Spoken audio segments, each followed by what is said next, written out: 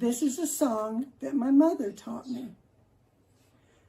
The boogeyman, the boogeyman, the boogeyman, boo.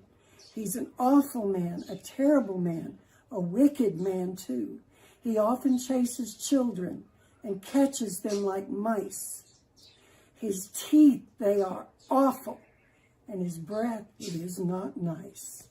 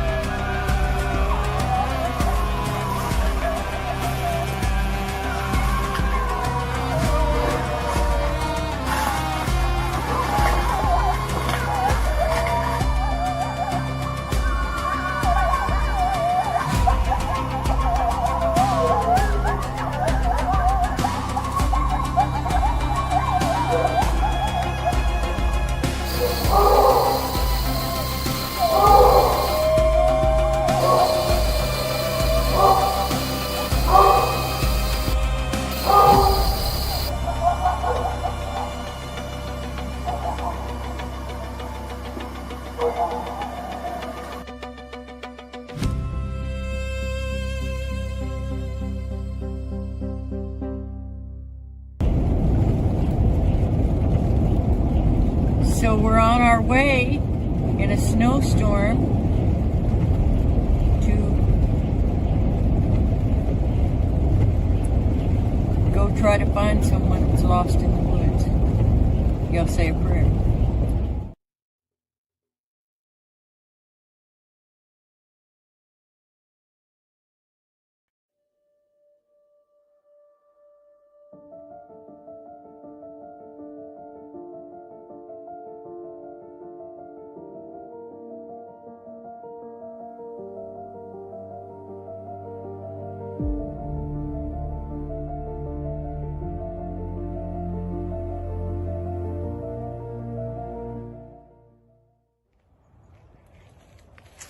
Footsteps walking when I do, I hear the sound, but see nothing as I look around. I see many eyes shining, following everywhere I go. Every time I look in the dark, they're looking at me. A foul smell in the air as people walk around without a care. Shadows in the corner of my eye, but when I turn to look, there is nothing there. A blur passes by, but what do I see? Only that who calls my name from the forest, the same as my father do. My hair stands up on the back of my neck, I feel sick and dizzy now. Disoriented, spinning around. A large wolf on 2 feet follows me, lurking and smirking from tree to tree, whistling for me to look as a clawed hand waves. My body tries to tremble, but I'm staying brave. Something sways back and forth, I look away. I remember my mother always told me that when I hear and see this in the woods or around town, I am to sound the alarm, but let others know predator Bigfoots are hunting, and I should go and let her know. My father knows what to do as he calls to other men too. Mothers find their children and let them know to stay close. Stay in the house and pull the shades down. Hold your breath and don't make a sound. On from the teaser before the predator Bigfoots are back and hungry for more. Man and woman form lines to clear the land. The brushes beat as townspeople walk from the street to the wood line, moving slow into the woods now, making no sound as a gifting tree is found.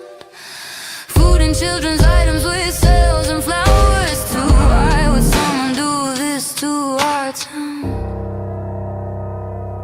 Putting us all in danger. The shoes of a stranger are seen. Someone has been feeding predator Bigfoots near our family's home. Trees bowed and pulled down, sharpened spikes placed in the ground as the forest goes quiet.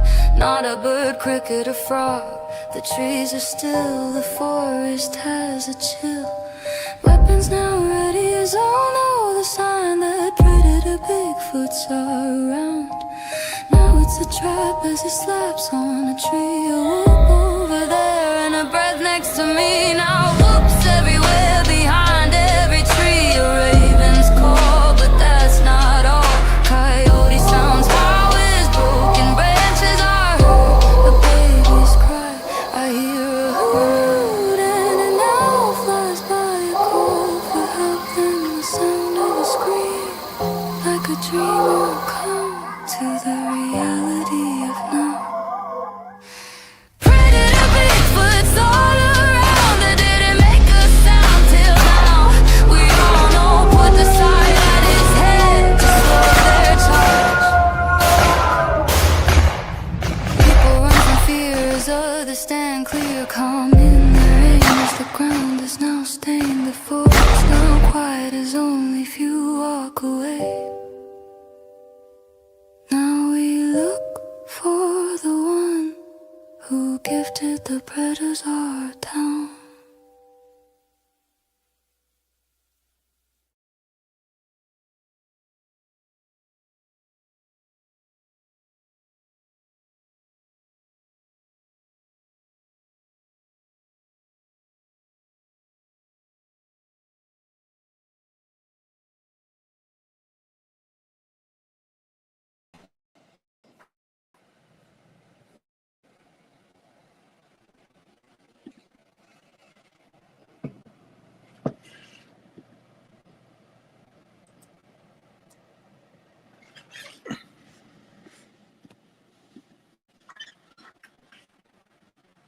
Okay.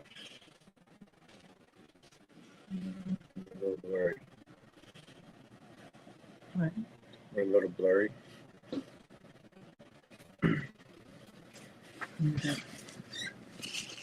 Spray. That's right. I think I got it. A little better.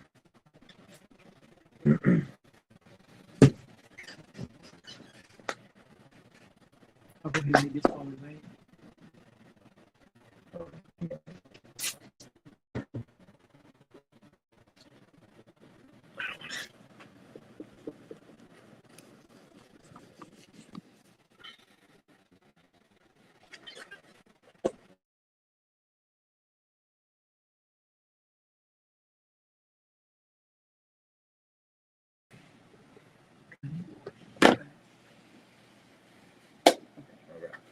Revelation 16, verses 13 and 14. And I saw 3 unclean spirits that looked like frogs coming out of the mouths of the dragon, the beast, and the false prophet. We'll pray. Lord, we pray that you give us discernment and first of all, we thank you. Thank you, Father, just for all the ways that you bless us and that you bless us with this channel, that you bless us with wisdom, and that you give your wisdom to us in your word, and you teach us how to discern and interpret that word. We thank you for that, Father, and we pray that you always will. We pray that our platform will be pleasing to you. We thank you for giving us an opportunity to help people by sharing what we know, what we've learned, and not what we're guessing. Just thank you, Father, for all the viewers that come here.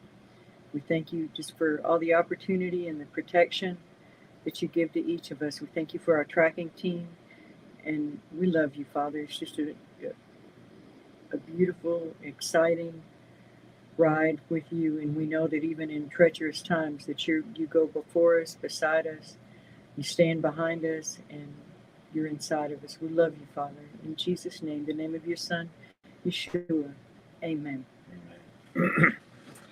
Yeah, we're going to have to put up with this hair for a while I grow it out into the silver and quit dyeing it. So She has it pinned down. It's really it's fluffier. Yeah. I can't figure out anything to do with it, but there we go. All right. And also, in case anyone wants to do some busting. If you hear a little noise, it's the air conditioner on in the other room. So if it bothers you and it interferes, let us know. We can turn it off. It's actually pretty cool in here right now. Should I go ahead and turn it off? Yeah, we could do that. I think that's okay. And I just also turned down the other microphone, so it probably sounds a little bit better now. I didn't know it was on. Well, actually, we're not even in the room with that one, so we should still be good. We have on our Boggy Creek shirts tonight. Watching Wednesday. Let me also put the fair use in the top right corner here. So fair use. That's for criticism. Let's say research, but we're not researching. Comments and I should say corrections, but it doesn't have it. But let me read the whole thing because I'm not sure what else is. Disclaimer under section 107 of the copyright 1976 on Spain for fair use. Purpose such as criticism, comments, news, reporting, teaching, scholarship, and research. So we're in there. I want to read something about the symbolism of the frog spirits.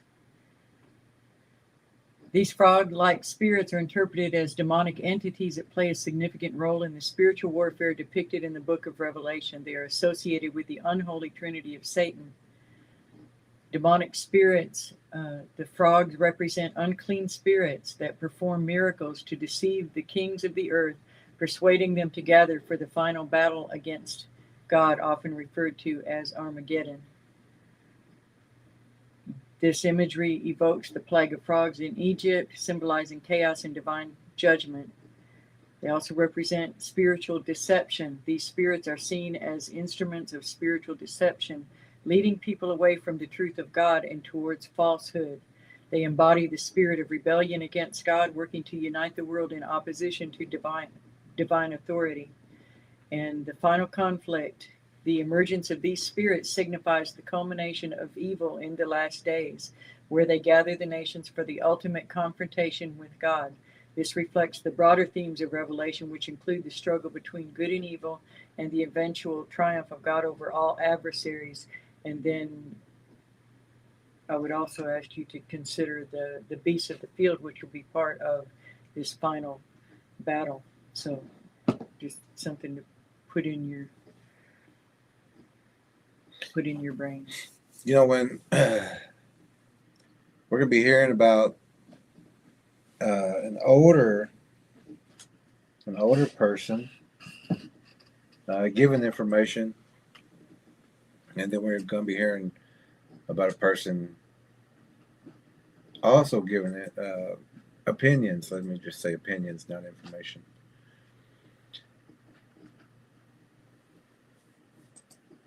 The older generation always warned us about the boogeyman, wood boogers, Bigfoot, shadow things, shadow people, things that are in the darkness. But the older people weren't deciphering hieroglyphs. They didn't know about DNA studies, and they weren't getting this information. So when they're talking about Bigfoot and boogeyman, that's basically all they know, unless they've had a confrontation with it, or unless something has, if they've seen it, how it hunts and kills. They would have more information than another person. But like we're saying, back in the day, you know, even with my parents and grandparents, you know, they didn't have the DNA studies like with the Melba Ketchum DNA studies. They didn't have, they weren't reading hieroglyphs. But all this information was put out there thousands of years ago. We had to decipher a lot of the information. A lot of the information, it wasn't hidden. It was put right there in front of us. But if we weren't taught to decipher how to read tablets or old manuscripts, like where I'm from, they were teaching us 2 + 2 is 4, and trying to, you know, have English and typing. You know, nothing major as far as knowledge. It was basic information, basic knowledge to get you to work in a convenience store or work for somebody. It wasn't to overcome or to give you a higher education. And then you even got the colleges, universities. But even in those colleges and universities, they don't teach you hieroglyphs. They don't teach you DNA studies. They don't teach you DNA threads, especially of different sequences. And I wish we had remembered to, well, I don't wish. We should have linked the DNA studies to this thread tonight. Now, a predator Bigfoot, it is a spider with a man-like face and man-like features, but it is a predator, and a predator is always a predator. In those DNA studies, even with the Melba-Ketchum-1, even with before that study, we were sharing that information that this thing, this predator, is a combination of everything, but not a completion of anything. It started as a spider, and what a spider eats, that spider will produce something that's got that DNA linked to it. So the spider was eating man, the spider was eating serpents, was eating birds and fish. It's all in the hieroglyphs. And those hieroglyphs teach us that sequence of how everything came to be as far as the predator world. And we were all raised in a predator time.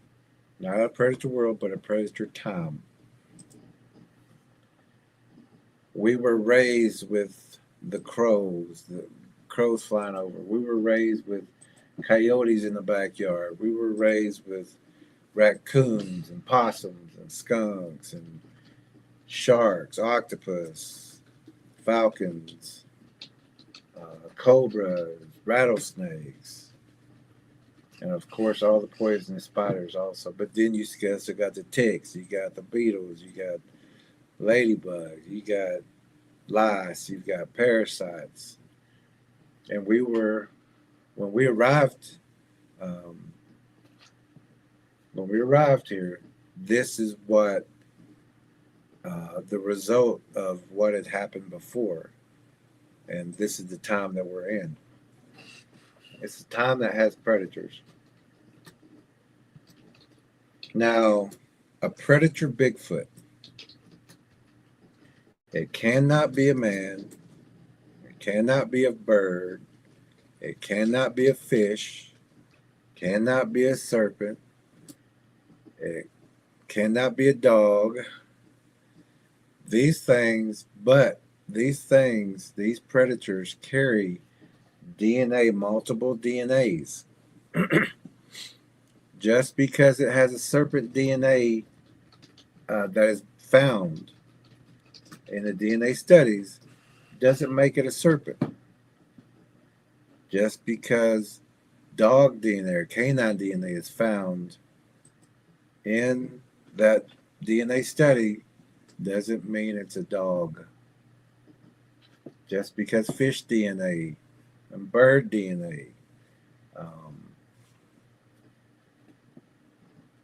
pig DNA, monkey DNA, doesn't mean it's a monkey, doesn't mean it's a bird, doesn't mean it's a fish.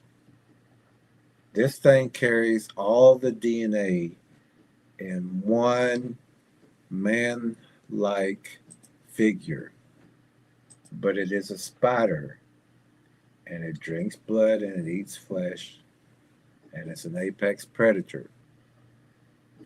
In our histories that's been passed down, this thing is to evolve, to become more man-like, to get closer to us, to eat us. Just because it has human DNA in it doesn't make it a human. Just because it has serpent DNA in it doesn't mean it's a serpent. Just because it has canine DNA in it doesn't mean it's a dog. Just because it has fish DNA in it doesn't mean it's a fish. Again, just because it has human DNA in it doesn't mean it's a human. That means, because what a spider does, when a spider eats something, it keeps that DNA and it produces. That's where you get the bird spider, the wolf spider, the bell spider, all these different variations, because it's producing from the DNA that it's been eating. So if it has human DNA in it, it's been eating humans. If it shows up with serpent DNA, it's been eating snakes. If it shows up with fish DNA, it's been eating fish. This is what a spider does. So as we listen tonight, keep that in mind. Just because it's got the DNA doesn't make it a person. It can never be man. It can never be a fish. It can never be a bird. It can never be a snake. It can never be a land animal, and it can never be a dog. Now, if it quits eating all these things, it will revert back to a spider. It has a spider DNA in it. And that's all a Bigfoot is an apex predator, is the biggest, most powerful predator out there that is hunting everything, including people. So when you look at those DNA studies, remember that. It's eating these things and that DNA is going to show up. It may just be eating bird and fish. That DNA is just going to be the predominant. It's going to show up. But it will have that human also, because they are eating humans. They are digging up graves. They are drinking blood from car accidents. Anything like that. Blood is on the menu, and so are people. So these things are not us. These predators are not us, and a predator is only a predator. It is not man, it is not a human, but it has those features because it has been eating people. And we're talking generations and generations and generations and generations. This thing didn't just show up. This thing has been since the time after Noah, the time before. And they're still here. And they're still hunting. For someone to think these things, that some can be good and some can be bad, a predator is a predator. You can raise a lion your entire life and know it. But one day it's going to turn. One day it's going to get back to its natural primal instincts. And we've all seen that happen. Everybody knows the story of the snake. An Indian pulled the snake from a freezing water, chipped it off, put it by the fire, let it thaw out, fed that snake. They moved around the room. They always had food, always had water. And one day it bit the Indian guy. Bit him again, and once he's laying there and he's dying, he said, "Why did you bite me?" He said, "I'm a snake." A predator is a predator. And what we're going to be talking about, we don't want anyone to take the opinion of someone who doesn't know the DNA, who won't study the DNA, who doesn't take the time to even read the books that we put out, or to even try to learn to read the hieroglyphs to understand them. So when people don't dig that deep, they're going to have the opinions of what someone told them. And they're going to try to make it as their own and pass it on to the next, which is still getting people taken. And there's a lot of missing people out there. And a lot of people are doing some of the same things that has been passed down through these other channels and researchers who are saying, go wood knock, go gift these things, go try to communicate, go mind speak. But as in our book, Bigfoot Gifters, if you've read that book, you know that once you start that, they're going to start coming closer. They're going to get closer and closer and closer. And you don't just jeopardize, or they don't just jeopardize themselves. They jeopardize their children, their pets, their family, their neighborhood, and their city or town. Because these things got a way to come in now. And if food is not there, they're going to go around that house to the next one. And around and into the town, into the dumpsters. Because it has a way in that's not being obstructed. And they will use that. They will mimic. They will pretend to be shy and harmless. This is a predator who knows a human's emotions, their habits, their routines, their schedules. It knows how to call. It knows how to talk back when they hear the words. It knows how to sound like a bird. It knows how to be a predator Knows how to manipulate. and to manipulate. Yeah. So this is what we're going to be discussing. We just want everyone to realize and to understand that this is a predator.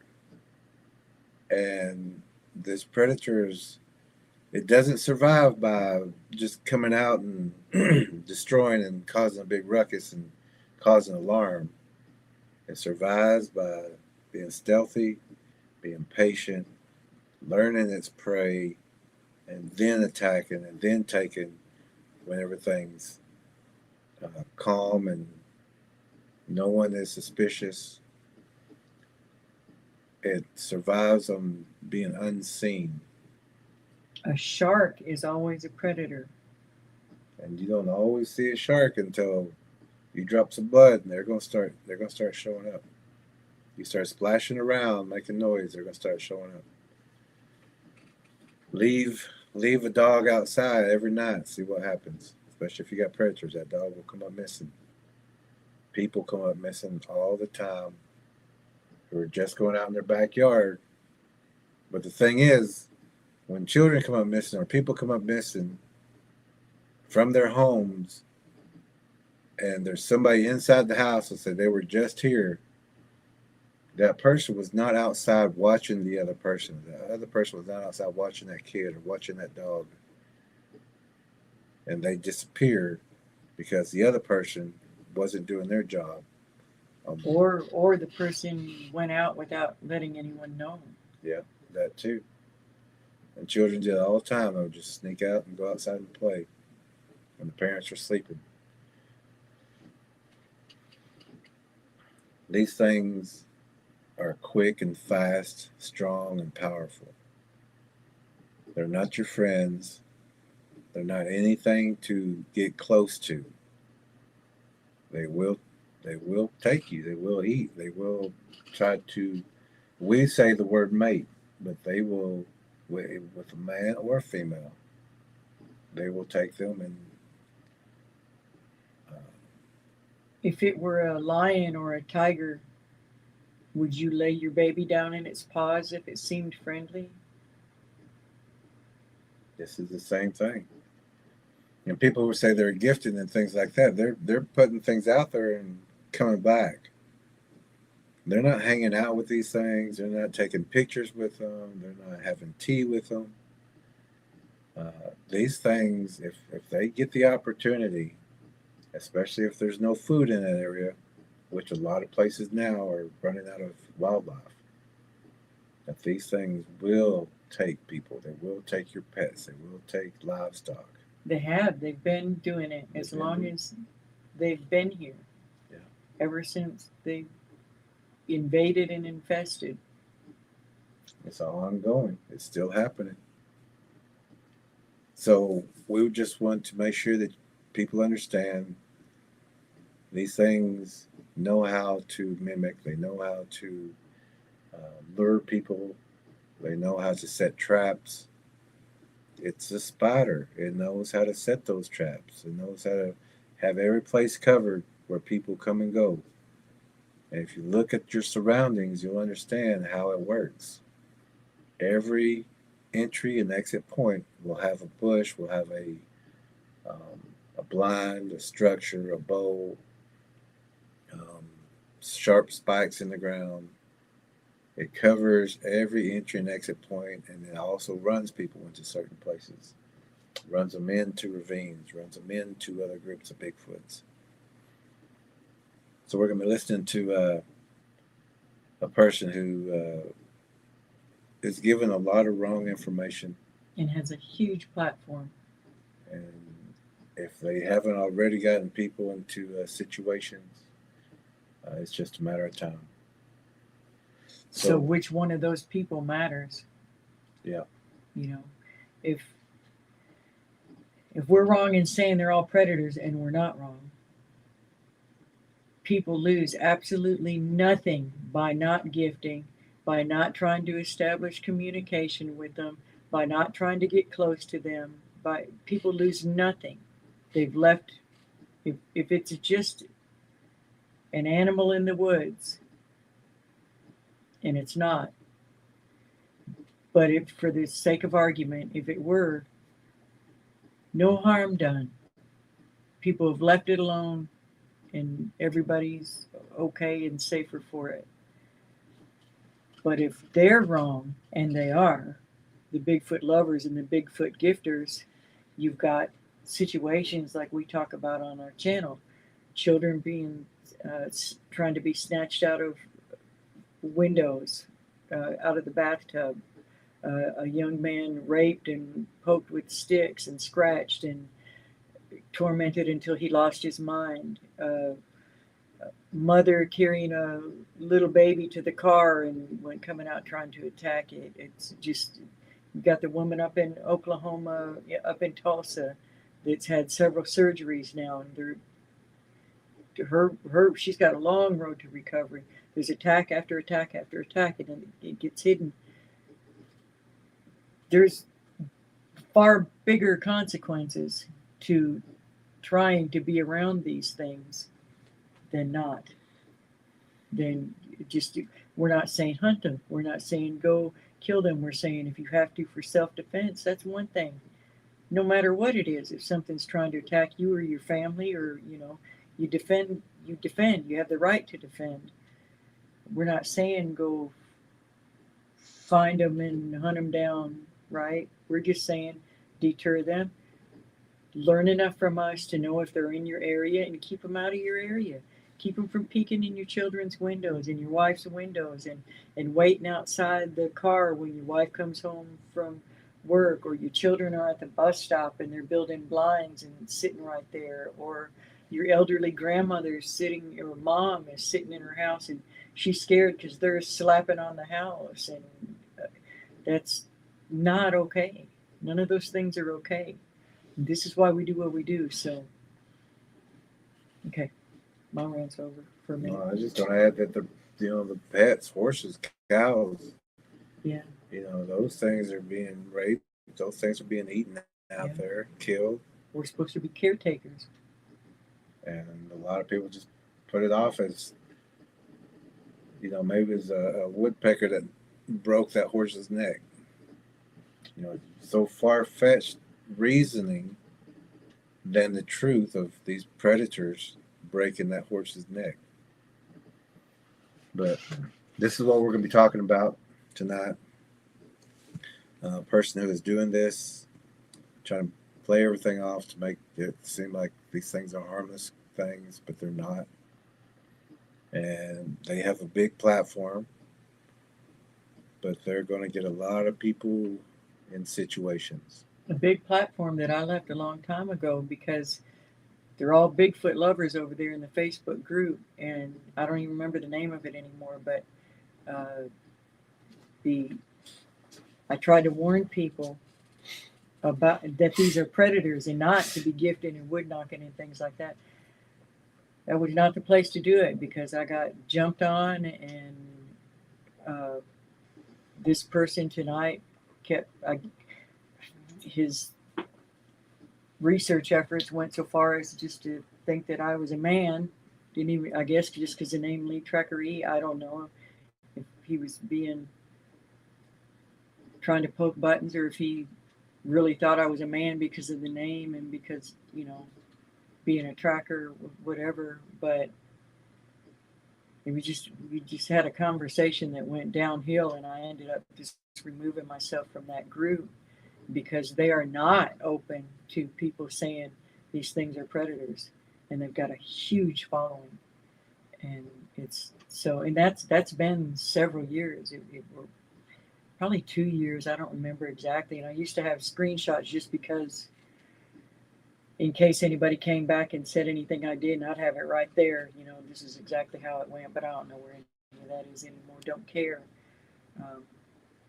I don't want this person. It's Darrell Denton. I don't want him to get hurt. We don't want him to get hurt, or anybody that listens to him to get hurt. We don't want anybody to be attacked by these things. It's not about liking people or disliking them. It's just like believers don't want anybody to go to hell. Um, it's just our responsibility, and we feel better knowing we did what we can to make people more safe. They don't know what they don't know. Some people just don't get it, and like our friend Maureen or our friend Scott says, it's all okay until it's not. You know, so So that's what we're going to be discussing tonight. I think we'll do the comments and then we'll go ahead and start. okay. Welcome, everybody. It's good to see everybody back again. Uh-oh. Tracker Uh-oh. on it. Who's it? Oh, Elastic Machinery says, "Oh Lord, have mercy. This is going to be a good one. I must say, I like Mr. Denton as a person. That was it. As a person, not the information. Yeah, it doesn't matter if you like somebody if they're giving you bad advice or giving your child bad advice or your spouse bad advice. You can like them and still go, hey, don't take that pharmaceutical. It has nothing to do with liking them. Yeah. Don't know them enough to like them or dislike them. But I do dislike people giving bad advice and putting people in harm's way. I dislike that very much. And going a step further and stopping other people from warning. So, okay. Tracker Lorna saying hello to Tracker E and Jerry Williams. War Chief says, Hallie Toe, Oseo, and Ola to Jerry Lead Horse Choctaw Williams, Ella Lead Tracker E Williams, War Trackers, Shadow and Thunder Trackers, and friends. All right. Tracker Lorna says, hi, Lead Tracker E and Jerry Williams. And she says, hi, Elastic Machinery, and hi to War Chief. Bernice is here. Bernice, all right. We had a good phone call today. Tracker Lorna says, hi to Bernice. War Chief says, Hallie Toe to Tracker Lorna and Bernice. War Chief says, I might not be able to stay for this whole episode. It's okay, War Chief. It'll be recorded. Yeah. JR says, howdy. War Chief says, if you listen to Sir Denton, you most likely will be bitten. Most likely will be bitten. Sure will be. Sage Cooley says, ooh, this will be nice and spicy. Grab sriracha sauce. War Chief says, Hallie Toe. To Sage Cooley. Tracker Lorna says hi to Sage. Tracker Lorna says hi to JR. Sage says hi, War Chief and Tracker Lorna. Tracker Lorna says some people are on Jerry's channel at the same time as this. Watch. If anybody's listening on the Lead Tracker E channel, you can come on over to Jerry's, to this Sasquatch Choctaw tracking channel. That one's just there for backup, and maybe we'll stop doing the split view because I think it's confusing people. We'll just do it on this one from now on, I think. Okay. For watching Wednesdays. And yours is Dragon. Mine's Dragon. Well, that is. Should I go ahead and get out of it? And just to not have the extra pull. So Tracker Lorna says she's been bouncing back and forth. Yeah, don't worry about going over to the other channel. It's just there in case this one goes down. Night Star says, hey. Uh-oh. She says, the fly is so cute and funny. Yeah, the fly is there. War Chief says, Hallie Toe to Night Stars. Tracker Lorna says, was on Ella's channel waiting for people to come on. Not sure what channel to watch. Been jumping back and forth. Yeah, sorry about that. We didn't foresee that happening. Tracker Lorna says, hi, Night Stars. War Chief says, amen. So does Lorna. And Night Stars says, amen. Night Star says, your hair looks so cool. Thank you. You always have something sweet to say. Little hair I appreciate you. I really wish I'd have just left it silver when it was all silver years ago. I don't know what I was thinking. But War Chief says, Night Star says, Hallie Toe to War Chief and Tracker Lorna. And War Chief says the sound is 5 by 5 or 5 out of 5 lead horse. All right. That's awesome. We can thank Tracker L for that. Mm-hmm. That's me saying, so glad you're all here. We'll use several verses tonight.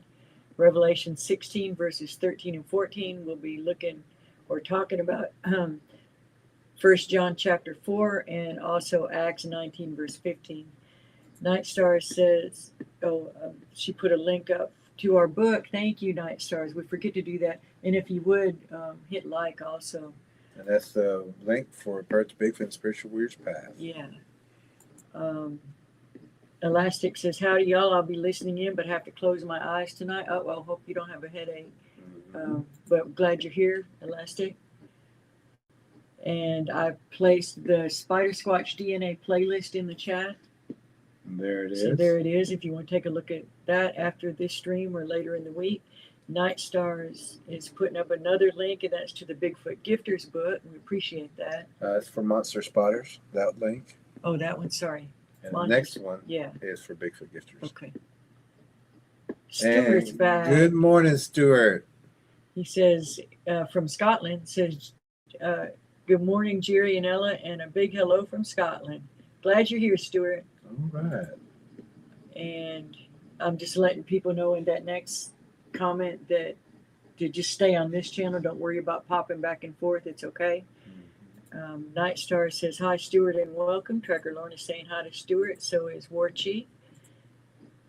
Stuart saying hi, Night Stars, and hi to Tracker Lorna.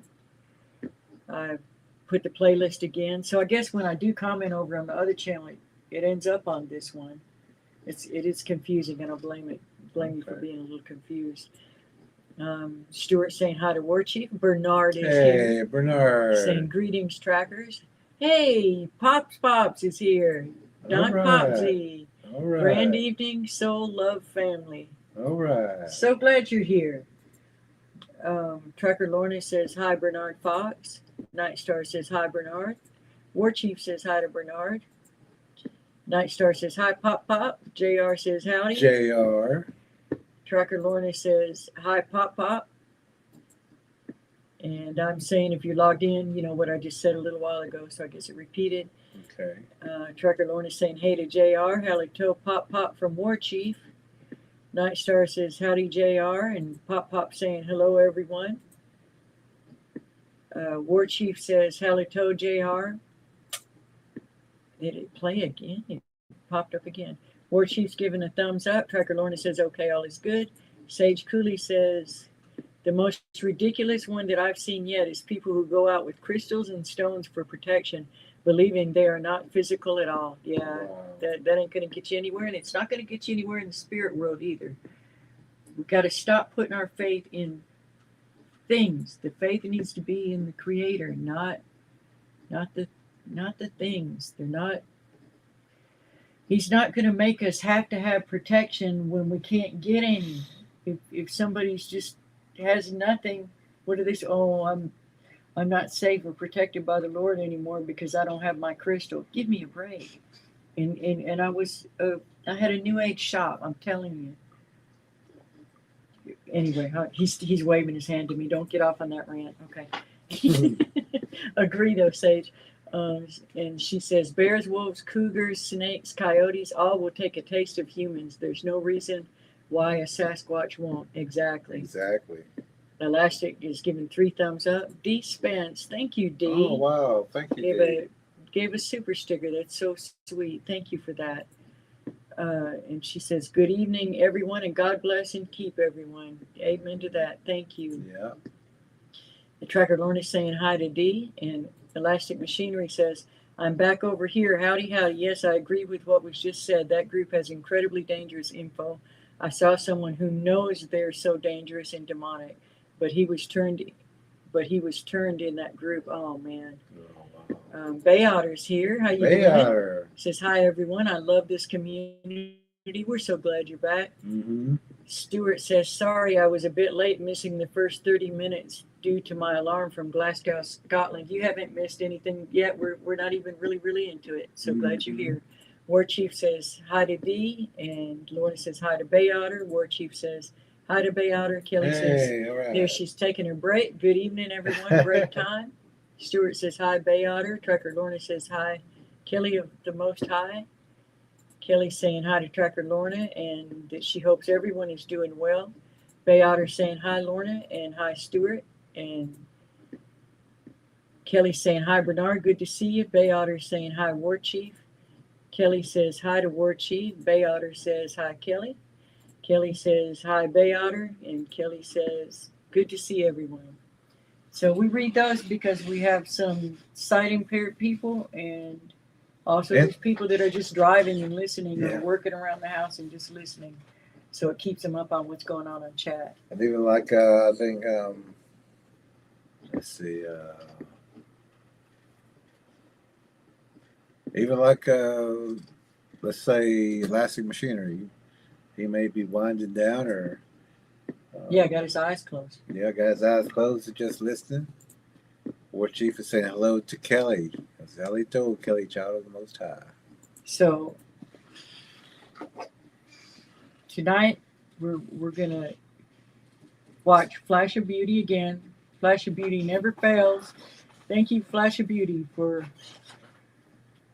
like, in one way, oh no, why are you giving these people a platform? And on the other hand, we know they're out there, and it gives us the opportunity to use those interviews for teaching and training people what not to do, because they're out there, they're listening to these people. So it's they never fail in giving us material for reaction videos.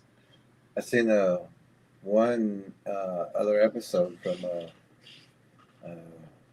Flash of Beauty ones that this was, they didn't give an opinion and they didn't tell the person who was having activity, they didn't give him,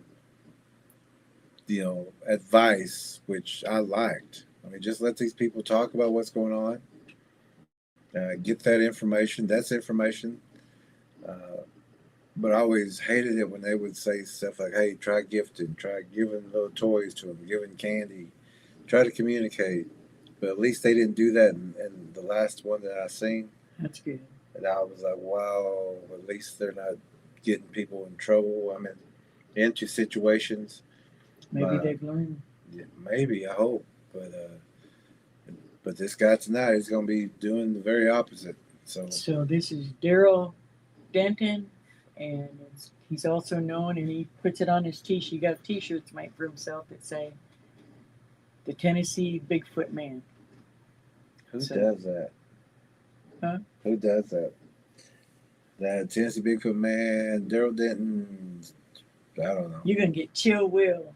Chill Will. Chill Will. That's what they call me in the military.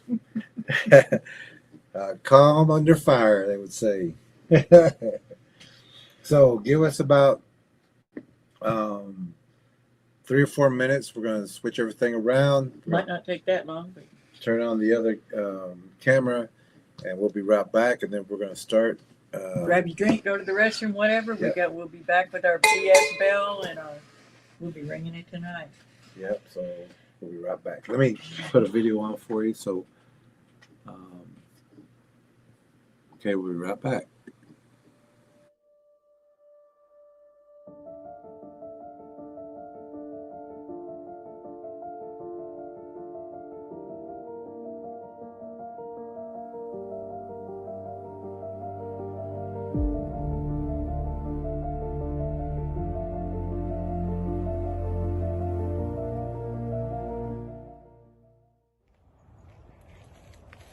Footsteps walking when I do, I hear the sound, but see nothing as I look around.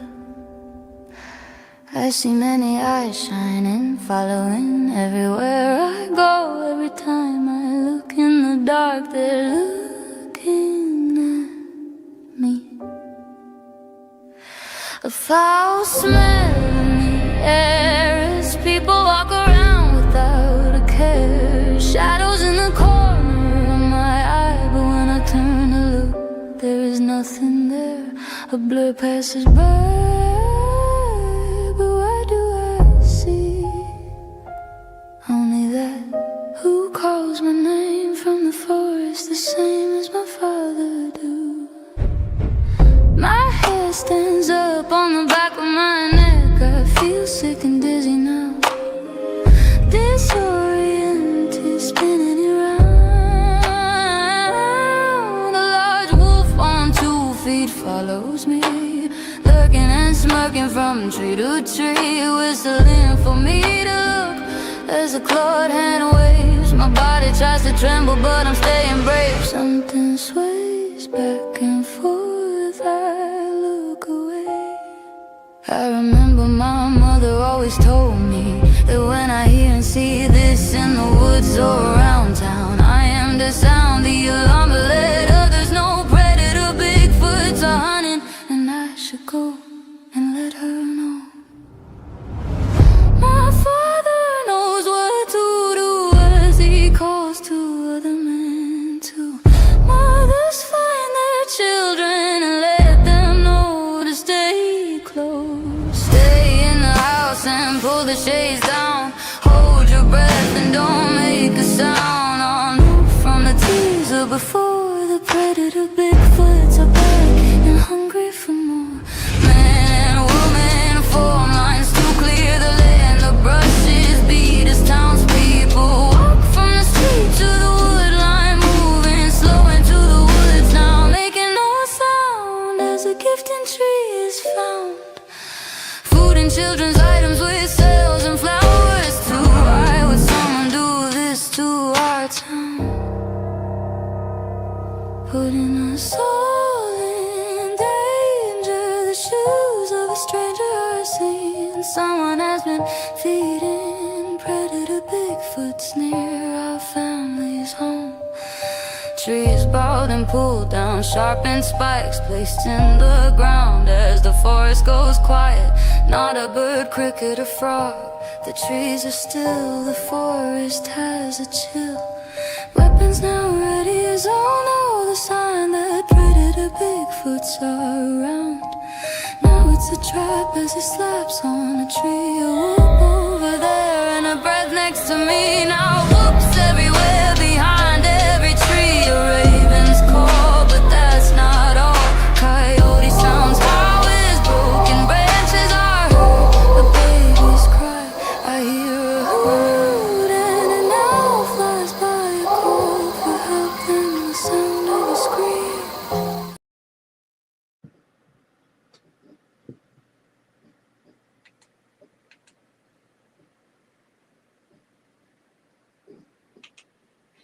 Oh, the mute's on.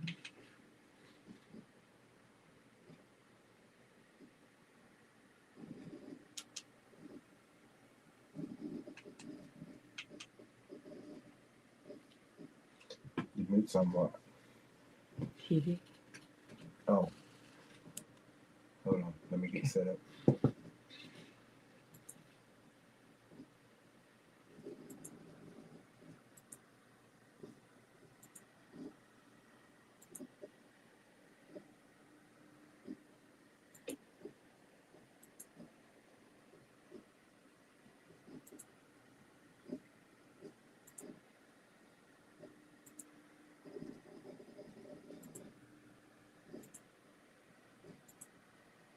There we go.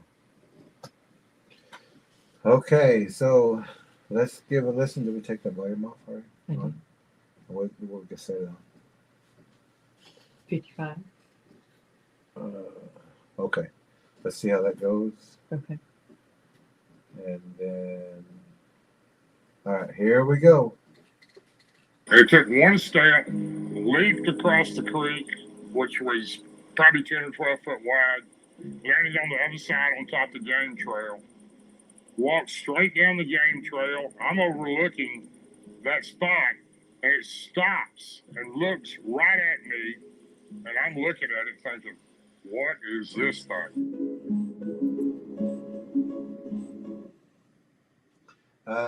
How is the audio on this? If we could get someone to, yep, ding ding, we're getting ready.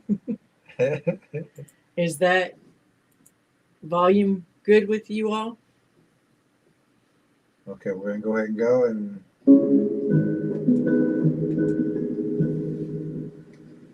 the Tennessee Bigfoot man. Good audio. Good.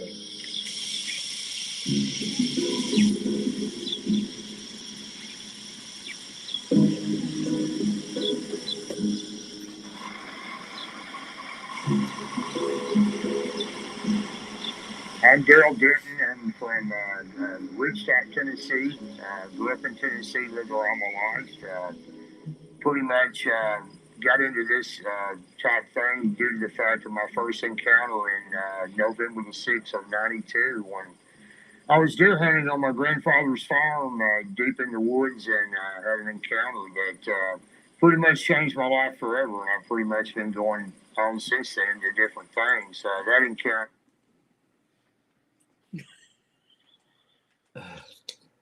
And I don't know if he's had an accident or something, but he looks up all the time. I've never seen people do that before. And the voice sounds like maybe he's had throat surgery or something is just something. I don't know. So bear with him. We'll try to get through this best we can. I don't scare too easy. That encounter. When people say I don't scare too easy, that means they get scared.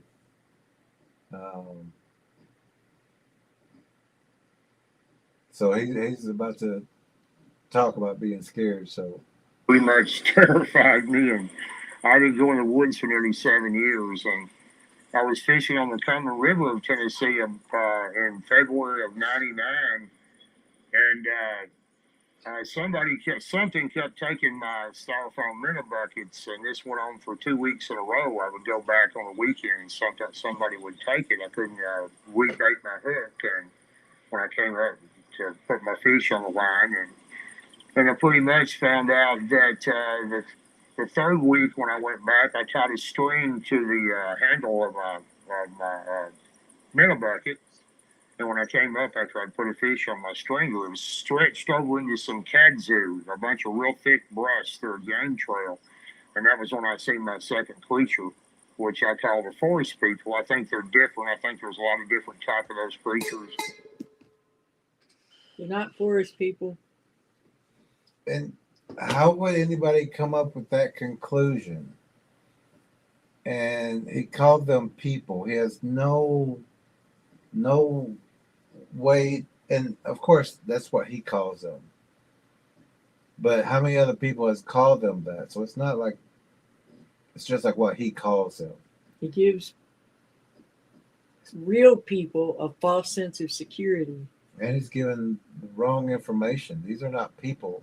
These are predators. These are man eaters. Things like that. It's going to irritate us. And there are people I'm 100% in belief of. I think He just said they're people. He's in 100% belief of. He believes that they are. 100%. He don't know. Now, if he said for a fact, that's different. But when you believe, you think maybe it could be. When you look at another person, you know that's another person. You don't say, I believe that's another person. Yeah. So, like, you know, all of y'all out there, we know you're people. But when you gotta say, I think they're people, I believe they're people. That tells you right there that they don't know. That they don't know. But that information can be misinterpreted by young people or young ones. It can be misinterpreted by older people too. So these opinions and his beliefs are dangerous and deadly to what these predators actually are. I think they're different. I think there's a lot of different type of those creatures. And He thinks. He thinks. Oh my goodness, he needs to quit thinking, giving beliefs and opinions. Just tell the story of what happened to you. when they give their opinion and they don't know, that's very harmful to other people. Because other people are going to watch this and they're going to say, well, this guy's supposed to be a Bigfoot guy. Yeah, he's got a huge following. They literally call him the Bigfoot man. He's got a T-shirt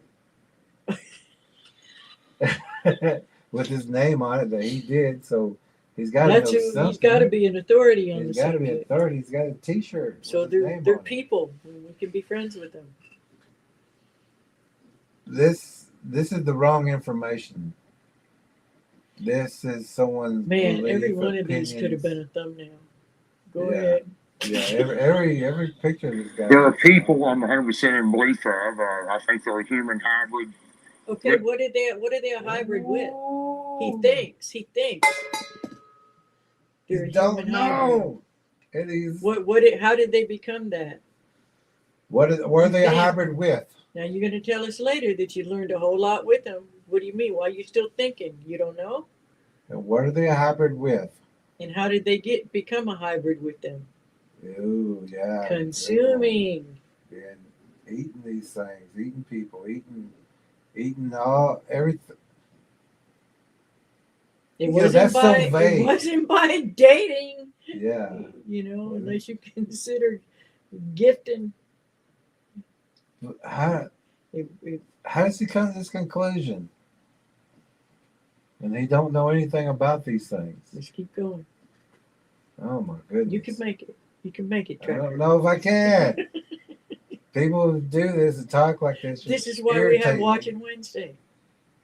So they always give the wrong information. They give their opinions. They give their thoughts. It's job security for us. I guess. But you know what? We keep making 8 seconds and just listening to these people. But it's the wrong information.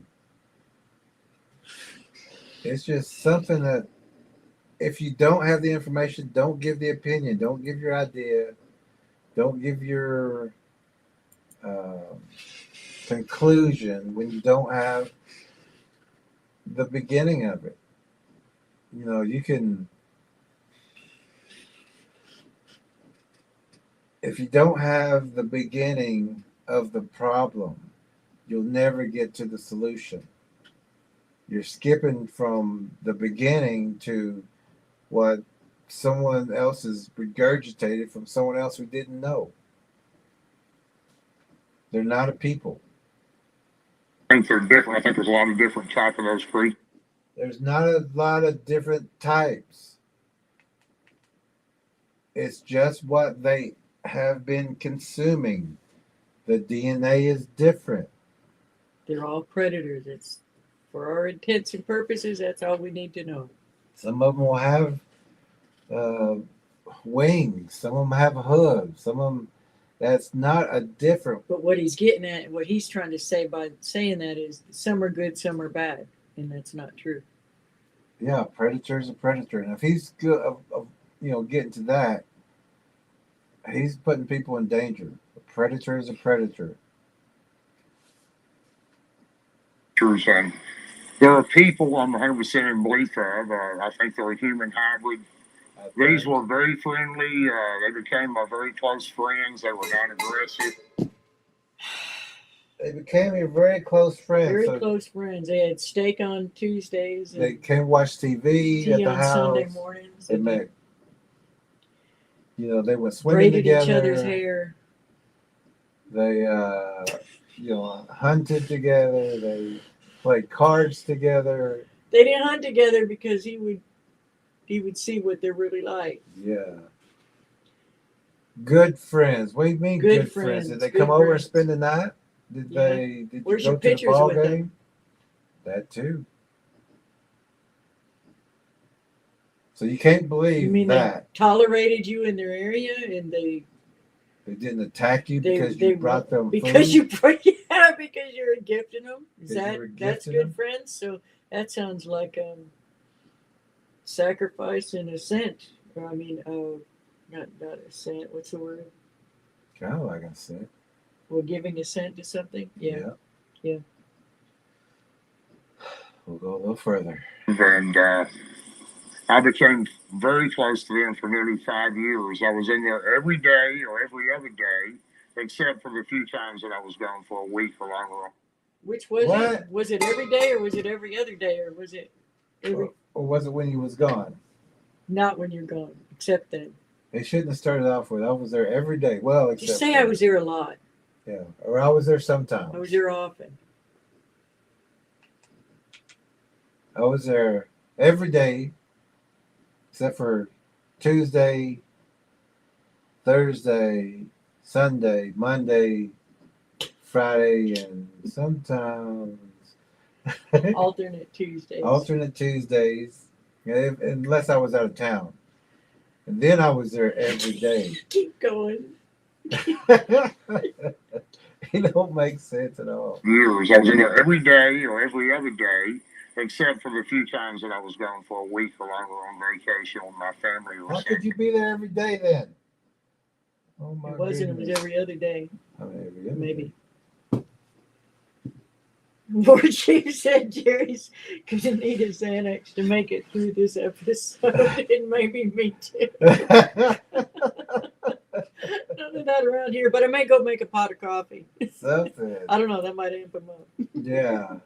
It's kind of hard to get through this, but he's double talking, backstepping, and guessing, giving opinions, and Oh, They her became favorite very thing. close to me, and I learned a lot from them. But You learned a lot from him. can we ding that? Now he's saying he learned a lot from these things. We can't wait to hear it. We can't wait to hear. He said they got very close to them. They're buddy. You know, they had walks on the beach. They watched the stars. They come over and watch the Super Bowl together. I don't. That 2 and 2 is not. They asked adding if they up could there. date my daughter. Yeah, Yeah. which he said yes. I learned to trust them. They learned to trust me, and it You was learned just a great outcome. It turned out. I learned to trust them. They learned to trust me, and it was just a great outcome. We're calling. BS on that. Yeah. And then You may have trusted them, but they didn't. They didn't trust you. they were plotting, planning on you. Had you made one misstep Oh yeah. or kept showing up and not bringing them gifts. Yeah, when you bring them things, they're gonna say, "Hey, he's bringing us some." And now, when these other two men came later on, he'll talk about two other men that were. They only a few of them knew about this fishing spot. When they went there, or future people going there to fish in that area, they're in danger now because these things are habituated to Expecting to. getting food and. So when people come in, they're expecting people to bring them food. Okay.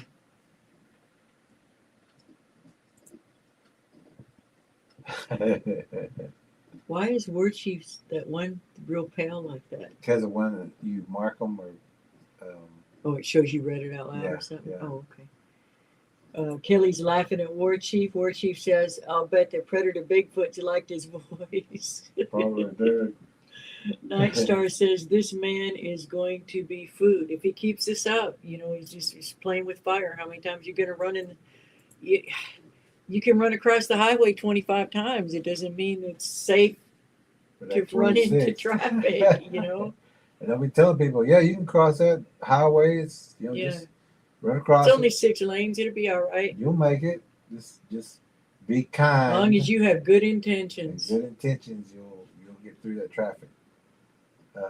You until can it's not. hand feed that alligator. It's okay. Mhm. I learned a lot from them. I learned to trust them. They learned to trust me.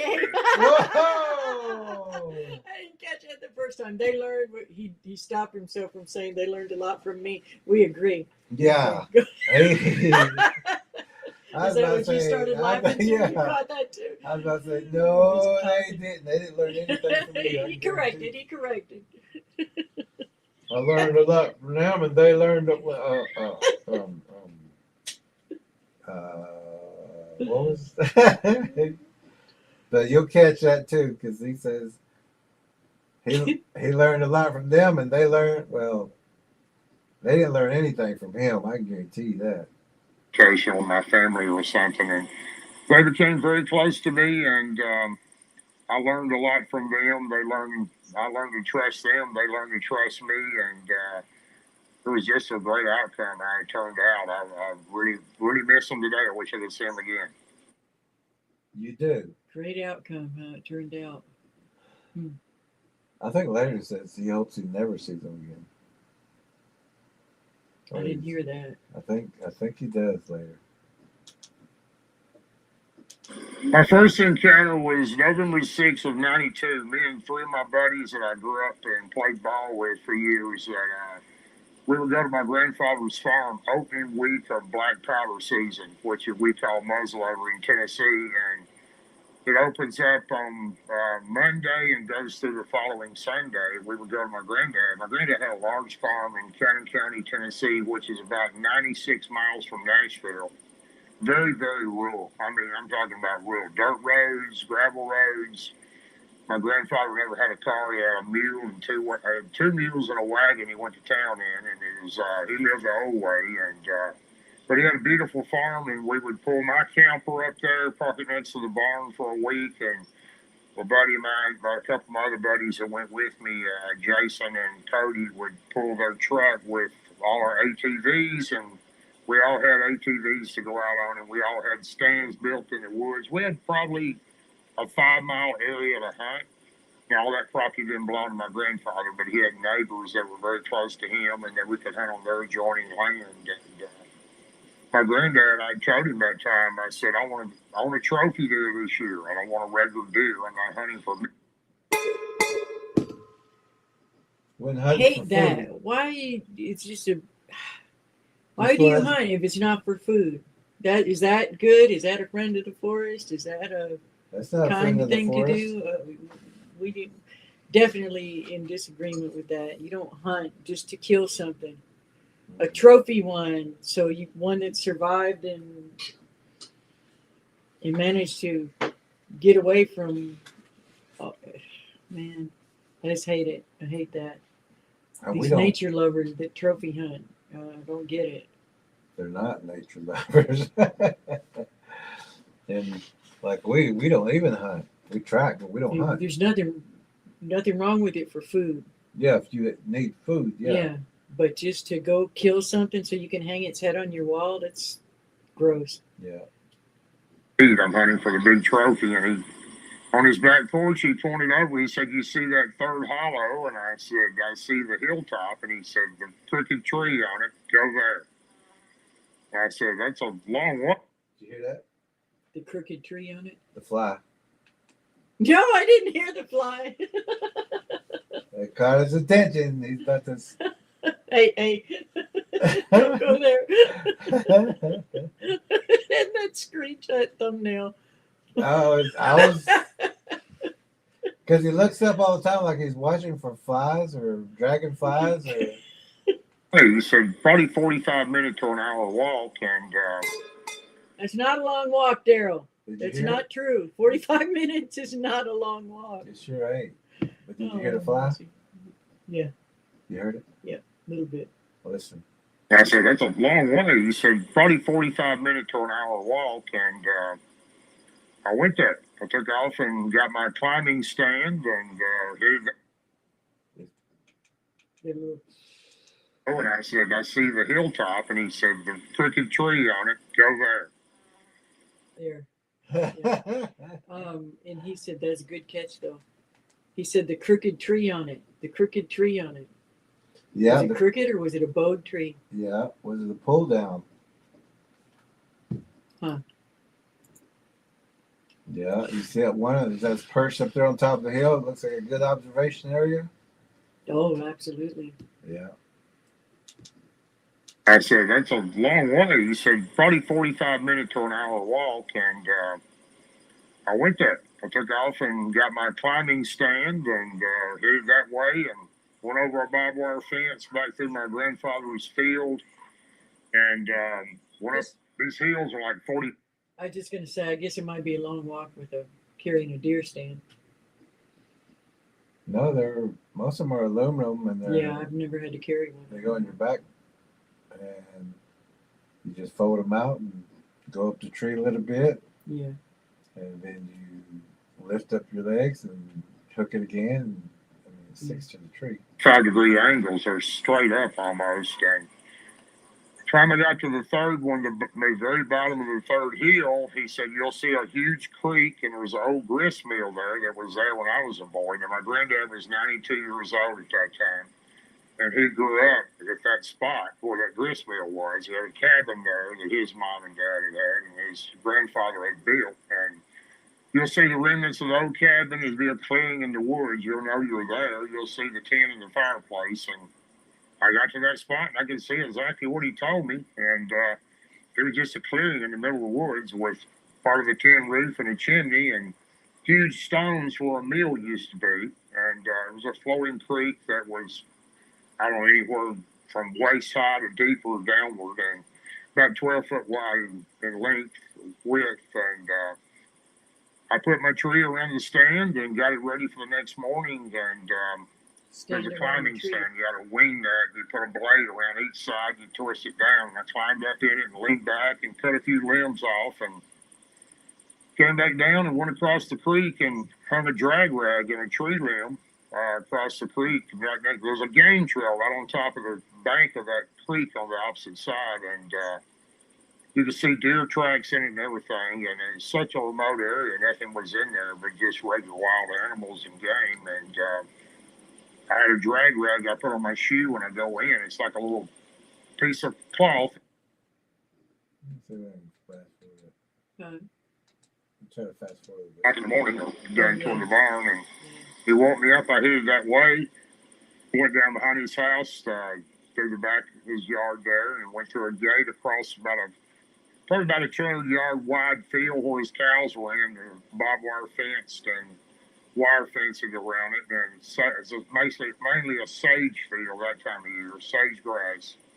Get to the other side, cross the barbed wire fence, climb over it, and I start walking up the hillside, and I hear something to the left of me moving. It sounded like somebody walking. I didn't mean to ding. I just wanted it to stop. On the left is something moving that you learned in our book, Predator Bigfoot and the Spiritual Warrior's Path, in the chapter on West Side Killers. That's the side they are most likely, that these predators are most likely to approach from. If you listen to the stories and start paying attention, more often than not, it's the left-hand side. Yep, that's where they come in. We explain why in the book. Yep.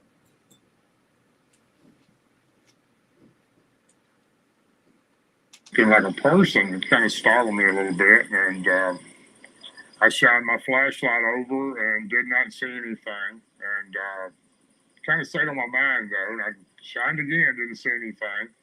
I knew nobody'd be hunting in there, and I knew that there wasn't any animals in there, like a horse or a cow, so I went on up, and by the time I got to the top of the third hill, I'm going down, and it's dark, and basically I hadn't been in this area much. I was trying to find that creek, and then I would know where my stand was. As I'm coming down the hillside on the last hill, I hear something very heavy walking on top of the hill to the left of me. Again on the left? Yeah. West Side Killers on the left side. It's in the book. I think I can't remember what page it is. In the first index, court context. First page. First page.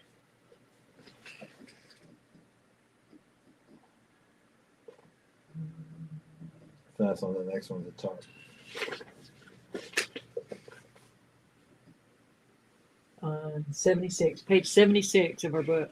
Called West Side Killers. That's your left side. If you get the Predator Bigfoot and Spiritual Warrior's Path book, you will know exactly why they're on your left.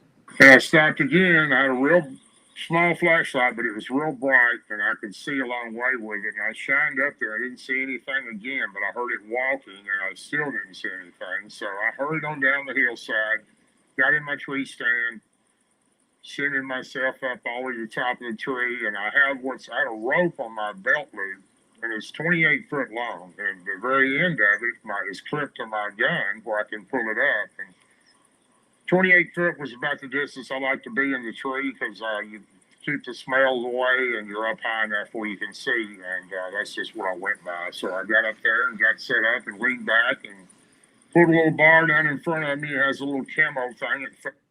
Yeah, he talks a lot. I wish we just get to the story. Fell out right about below my neck, all the way down past my boots, and got ready to hunt. I pulled my gun up, put my safety strap around under my arms that was behind me, and hung my binoculars and my fanny pack to the left. My fanny pack had my extra Hornet. Fast forward this. Before it happens, he's going to tell us what color the. But it wasn't long after that I seen 3 deer. To the left of me was a large cane thicket, like bamboo-looking stuff that grows on the rivers of Tennessee and the creeks. And I seen 3 deer came out. One large doe came out, walked through the creek, walked up on top bank, and went down that game trail. And followed her 2 younger deer, probably yearlings, were behind her, following that game trail. And they walked all the way down pretty close to the tree I hung the drag rag in.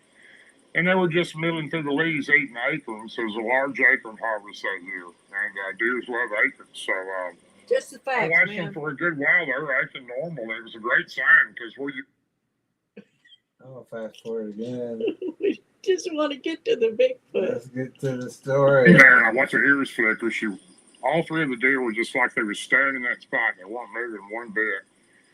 And about that time, she took her right hoof, raised it up, and pawed toward the ground 3 times, and like she was trying to get something to move in there. Well, I'm excited. This is a big buck about to come out of this cane thicket over here.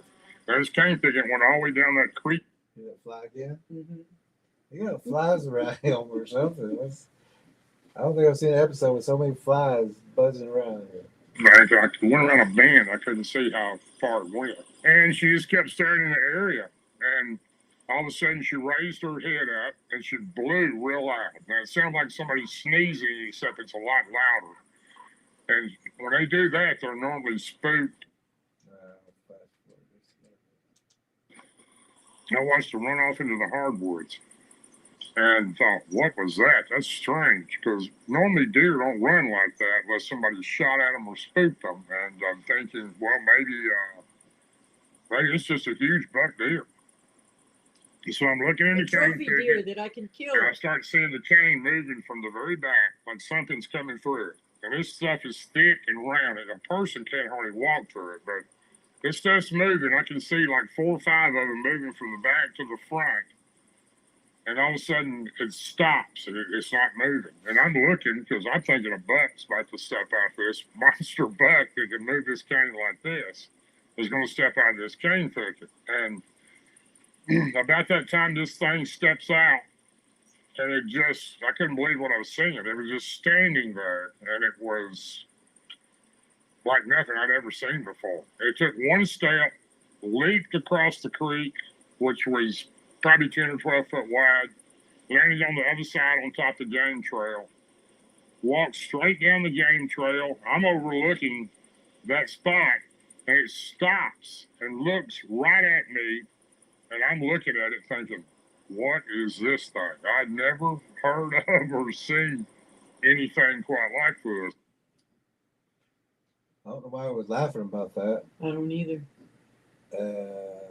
You And he going into all that detail of, but I hung my this there and my that there, and can we have some detail on what it actually looked like? But he doesn't go into detail about that. He's got detail of how many stomps the deer, how the ears flickered up. When you're talking about this, it's there's no detail. There's no. Let's see. Not really. I mean, Not really. I mean, this would have been a great place to describe the features and.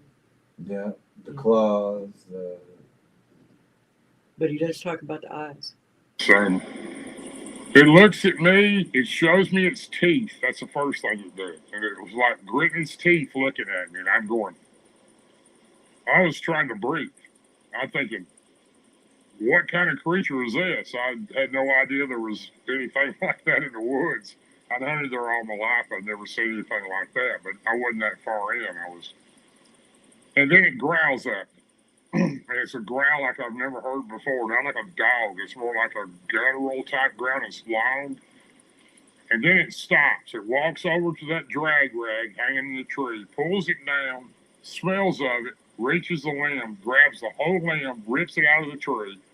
Now, the tree limb wasn't massive. It was probably 2 to 3 inches at the diameter where it went into the tree, but it was still pretty powerful to me how it fell on the ground. It walks right back to the spot it was at, turns and looks at me again, and this thing is really mad. It's looking at me like it wants to kill me. It's so mad. Imagine that.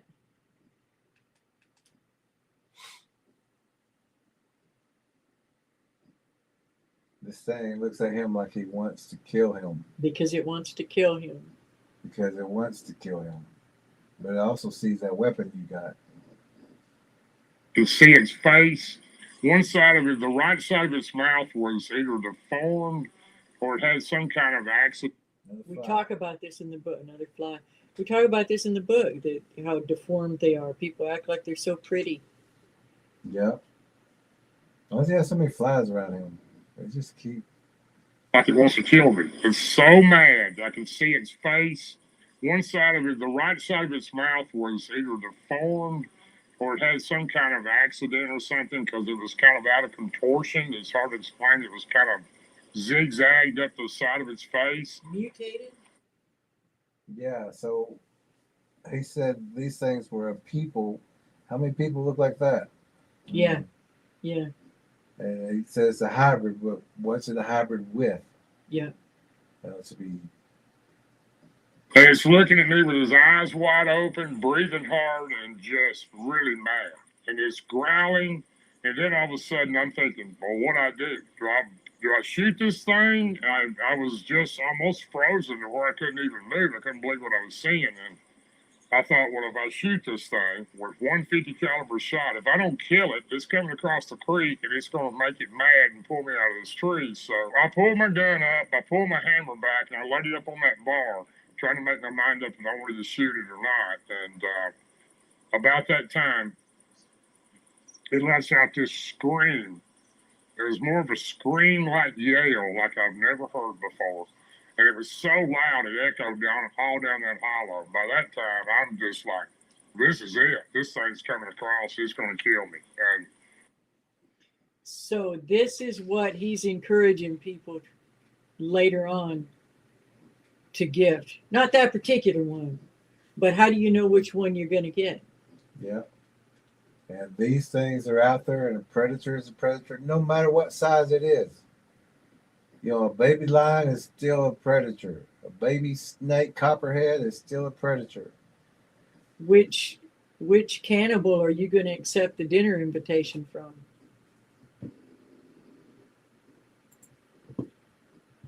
Sage says, is the Bigfoot going to do a Lindy Hop? And says, maybe so. Was it a cold shower scream? Exactly. Yeah. Much, much worse. Elastic says the Bigfoot bore its fangs and growled. No, correction. The Sabe smiled at you and purred. A flash of beauty 2025, right? Yeah. I was thinking that too. But when he said that, I was thinking how many people say, and it smiled at me. And we were like, no, it's baring its teeth. It's showing you I'm going to eat you. I can eat you.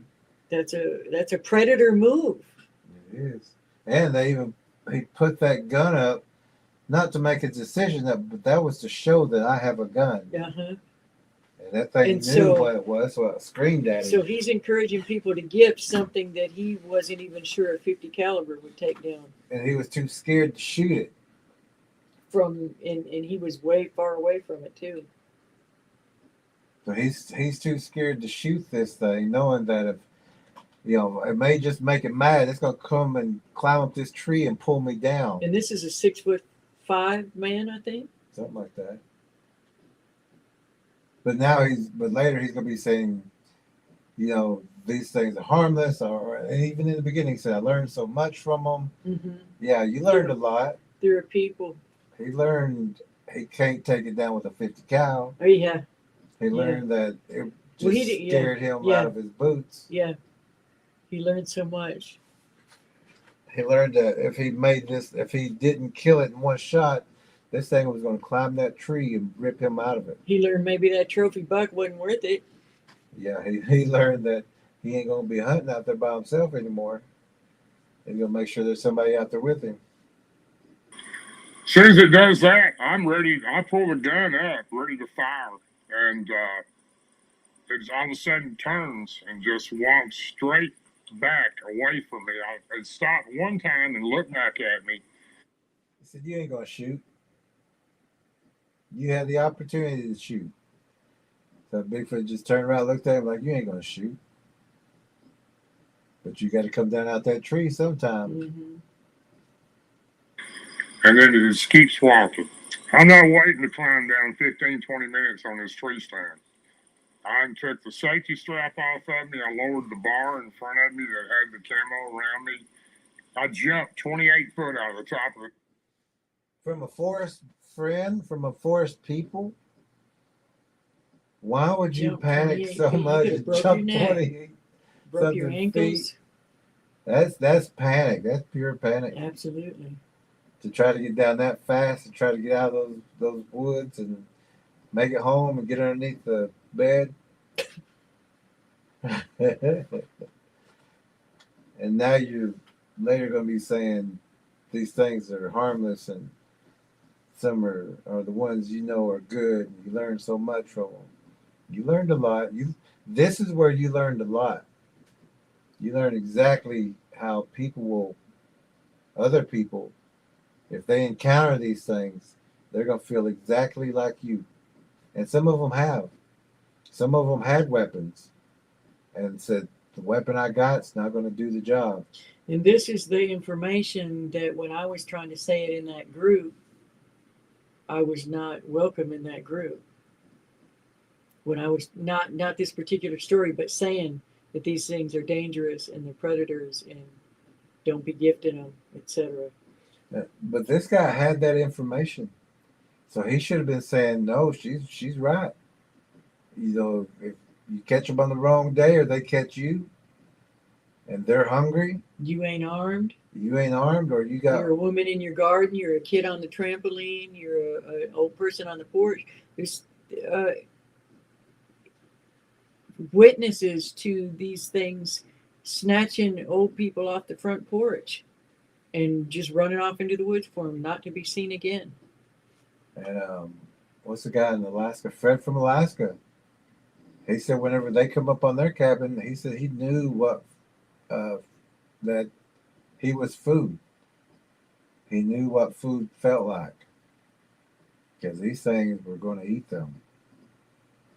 And so this guy right here is saying exactly how everyone else would felt in that same situation. But when they get in his mind, they're going to turn it. And they do it with everybody. Once they make that connection with you, that demon's going to lie to you. It's going to coddle you. It's going to make you think that, like they say, some are good or some are bad, but a predator is a predator, a demon is a demon. Oh, we know a woman around here that's got a great influence in the Bigfoot community that thinks that they're her guardians and protectors. Yeah, she also said that she moved in this area, and she said, well, the Indians here, they say that they're forest people. Oh, you're talking about that one. I'm talking about museum lady. Oh, that one too. And then we had this other one that said that the Indians around here said that they're forest people. You know, some are good, some are bad. I said, no, they don't. Tell your intentions. And I said, and the Indians don't say that in this area. She said, yes, they do. And she said, well, I don't want to talk bad about the Indians. I said, every Indian in this area that where you live are my cousins. Yeah, you're not lying. Every time we go to town, I meet a new cousin. And we don't say that. We know what these things are. That's not what she wanted to hear. Yeah, and she didn't know that she didn't know who I was, and she didn't know that I knew everybody. If they're not cousins, we are closely Related. related. Might as well be. Might as well be, yeah. So when she was saying, I said, "No, They we ain't don't." cousins, they married to your cousin. Yeah, or they're married to the cousin. But she was trying to pull that card out. And we said no, no. And then later she apologized for that. And yeah, and ended up because she was feeding and gifting She had to move. and got overwhelmed and had to move because she got herself in a situation which this kind of person is We get people in the same type Yeah. of situation. will cause. But that woman had People to that move. watch us and listen to him. Yeah. These things were setting outside her front door. I mean, sitting outside her front door, looking at her windows, 2-story windows, little cabin.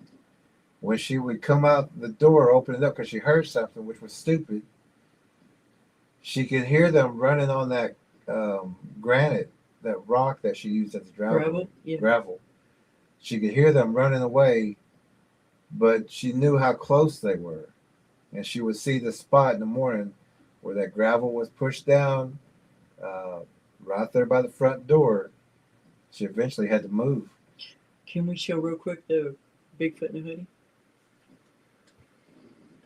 This is within what 3 miles of us.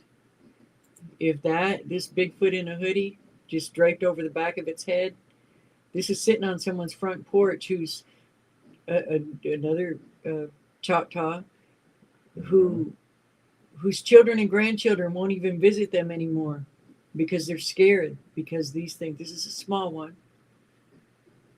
It's sitting there. They've lost so many dogs. They've been, the things just have free reign around there because all the neighbors are scared. They're scared, but they don't want to rile them up, and so they're basically hostages in their own homes. Yeah, they won't come out at night. They stay in. And missing family time, and And these things come up to their house every night. These two are on their front porch. And they don't gift them. They No. just have pets. They don't like them. They don't want them there. They're just scared to open up a can of worms by trying to push them back. So they won't do all the different things. But they did at least get this doorbell cam. And this is just one of many screenshots that we have of it sitting there. These Bigfoots didn't know that they had a ring cam because they got it the night before this picture was taken. Yeah. And there's actually another one looking in the window on the left-hand screen. You can see the bright white there. That's a partial profile of one looking into the small hole in the mini blinds. And this was taken that very same night that they got their ring cam. And the next morning, they called us and said, we got one, or they only seen one, but they said, we got one on our front porch. And that pylon behind is what holds up the, because it's concrete right underneath there, that's the front porch. There's another pylon. That pillar is on the other side. There's two right there that hold that front, what's it called? Like the roof, the overhang? Yeah, the overhang. So this thing is, I would say it's probably a foot, maybe 2 foot from their front door. And it was holding some kind of fish bones. It's hard to tell from that picture, but in the video you can see it better. And there was a little brown and white dog that they had. They never did act right, and it wasn't around very long. And that poor little dog just looked terrified. They lost more than one dog there, including that one too. It died too. Mm-hmm. Here's just a quick look at a couple more that's in this area. This one has like an alligator face. It's also in this area. This one out here is probably, we got this photo and it was probably 100 yards from us. Yeah, that head's about 2 feet long. It's a profile of the head. About the size of a man's back. It's also a screenshot off a video. Here's another one that's in the back of the property. In between those, the bigger tree and the smaller tree, you can see the face. It's behind the tree in front of a boulder. And this next one is one that was close. This one is not on the property. It's about 20 miles from us, but this is the first. There's two in this photo, but there's actually more with a wider lens, which we need to actually pull that off of the camera and show the other ones The too. very darker in there is the silhouette. Yeah. Blacker than black, darker than dark. But these are not little things. These are not cute, cuddly things. These are not. Oh, sorry. Do we have little ugly? There's a little ugly right here. That is a little one. You want that playing with your kid or your cat? Waiting for your kid. And we also had we was on a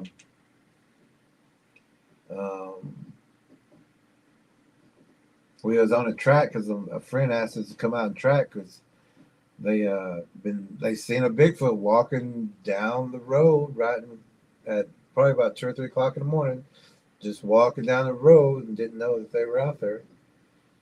And then at that same house, the little girl said, "That's where my friend," or "That's my friend." That's my friend. And That's in Wright City. she talked about a Bigfoot. Watch our video. There's our live stream. There's something wrong in Wright City. It's very disturbing. Yeah. And show War Chiefs real quick if you don't mind. And This is a close-up of what he's looking at that day. Now, this was Sibelia Irwin did this illustration after listening to War Chief's encounters, and can you see the spider in that thing that we're talking about? Yeah. This one was 12 feet tall.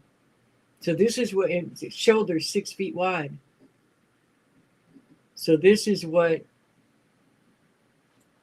this man here is saying. You know, he thinks that they're all just a little, yeah, never mind. But this is what gets encouraged by him saying what the things that he says later on to establish relationships with things like that.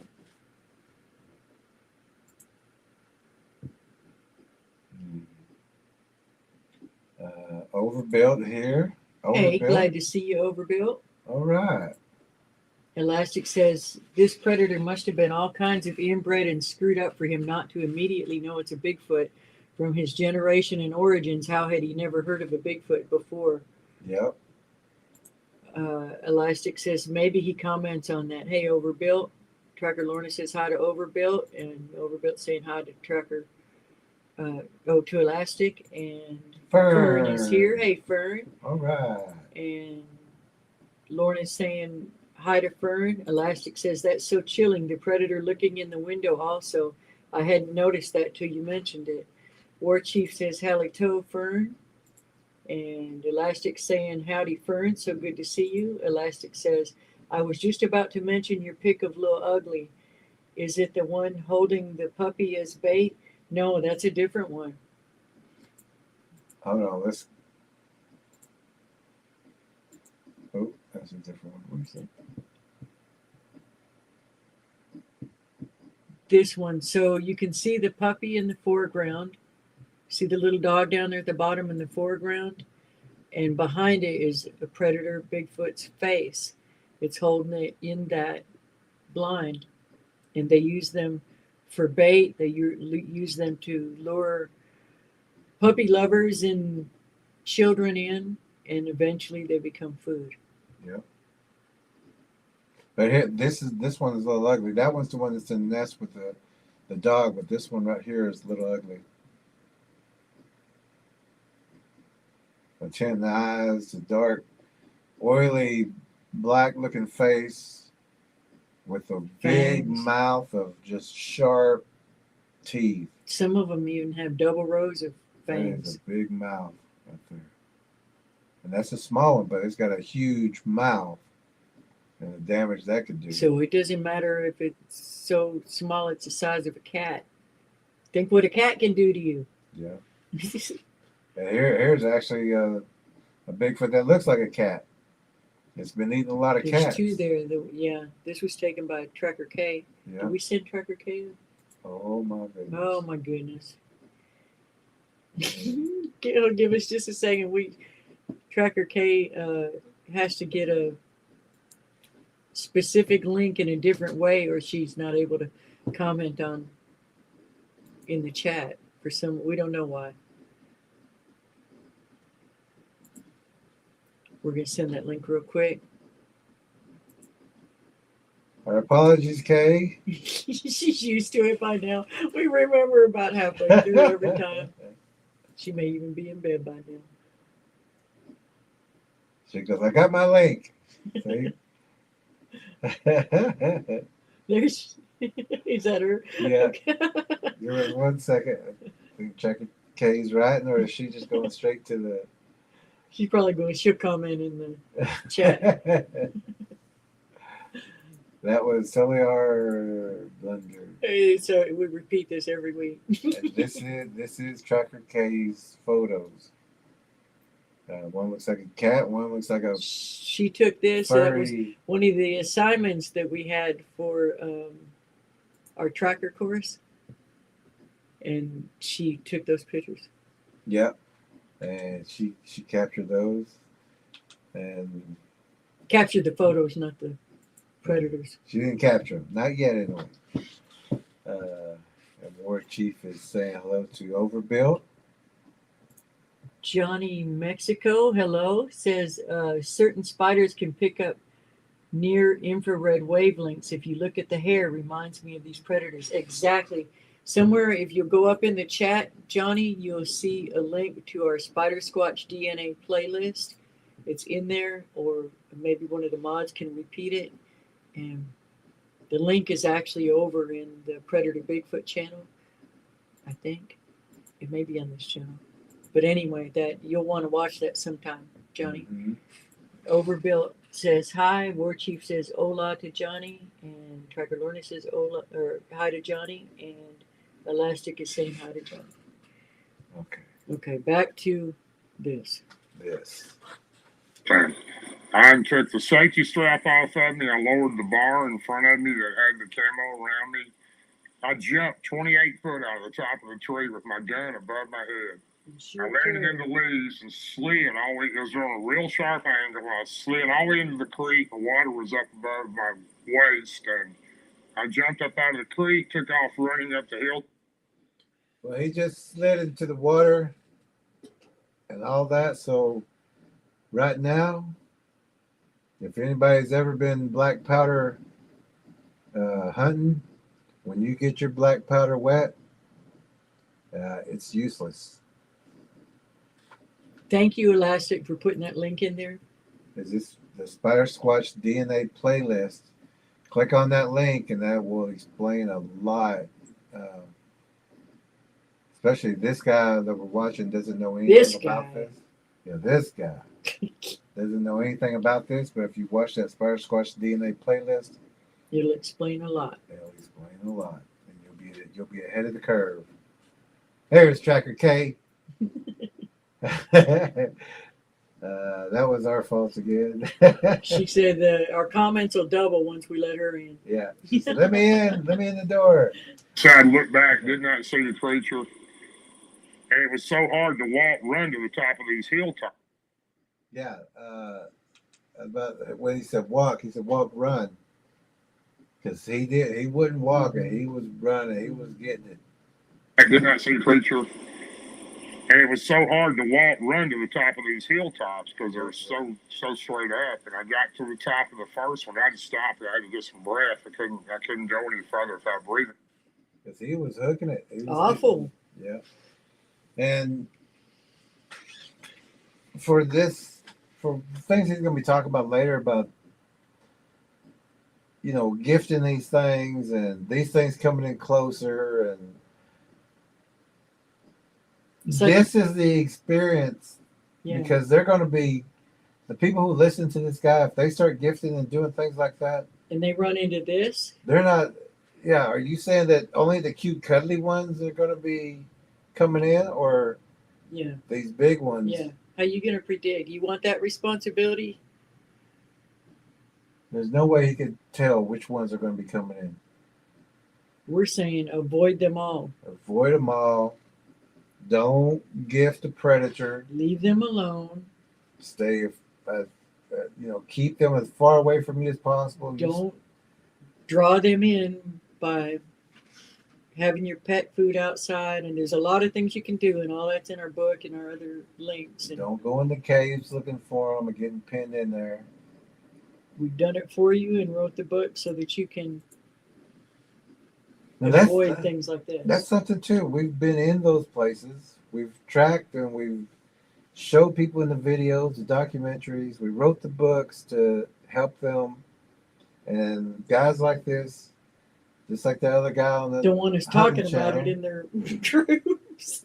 kick us out, and they I left, but I was about to get kicked out. and but all they got to do is pick that book up and read it and then understand what they're dealing with. They won't agree with it. It's because they don't have the information to go against it. They only got what people have said before. And that's dangerous for him to be giving opinions and suggestions and thinking that it's okay to gift these things, communicate with these things. Yeah. Just and we've done the research. We've broken down the hieroglyphs. We've broken down the DNA. When we put all that out before the DNA studies were even put out. And the DNA studies just prove what we were saying or telling people. But guys like this who don't even pick our books up or don't understand the DNA studies and are still saying it's okay to gift and go out and do things like that.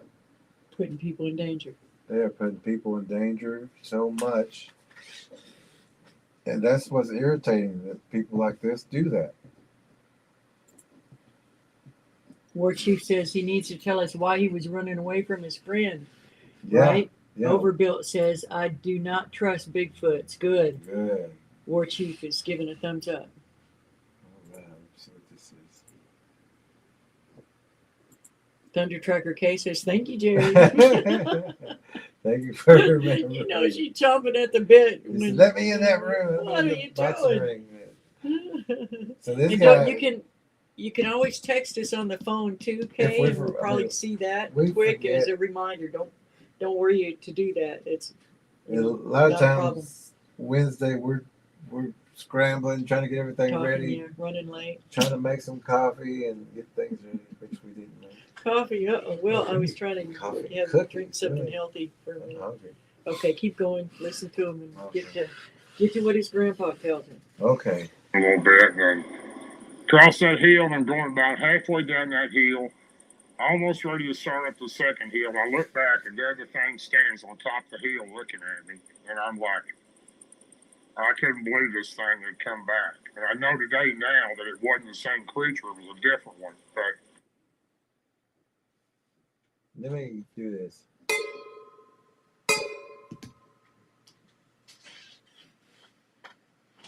So he kind of thought that it was the same creature at that time, but then he realized that it was a different predator.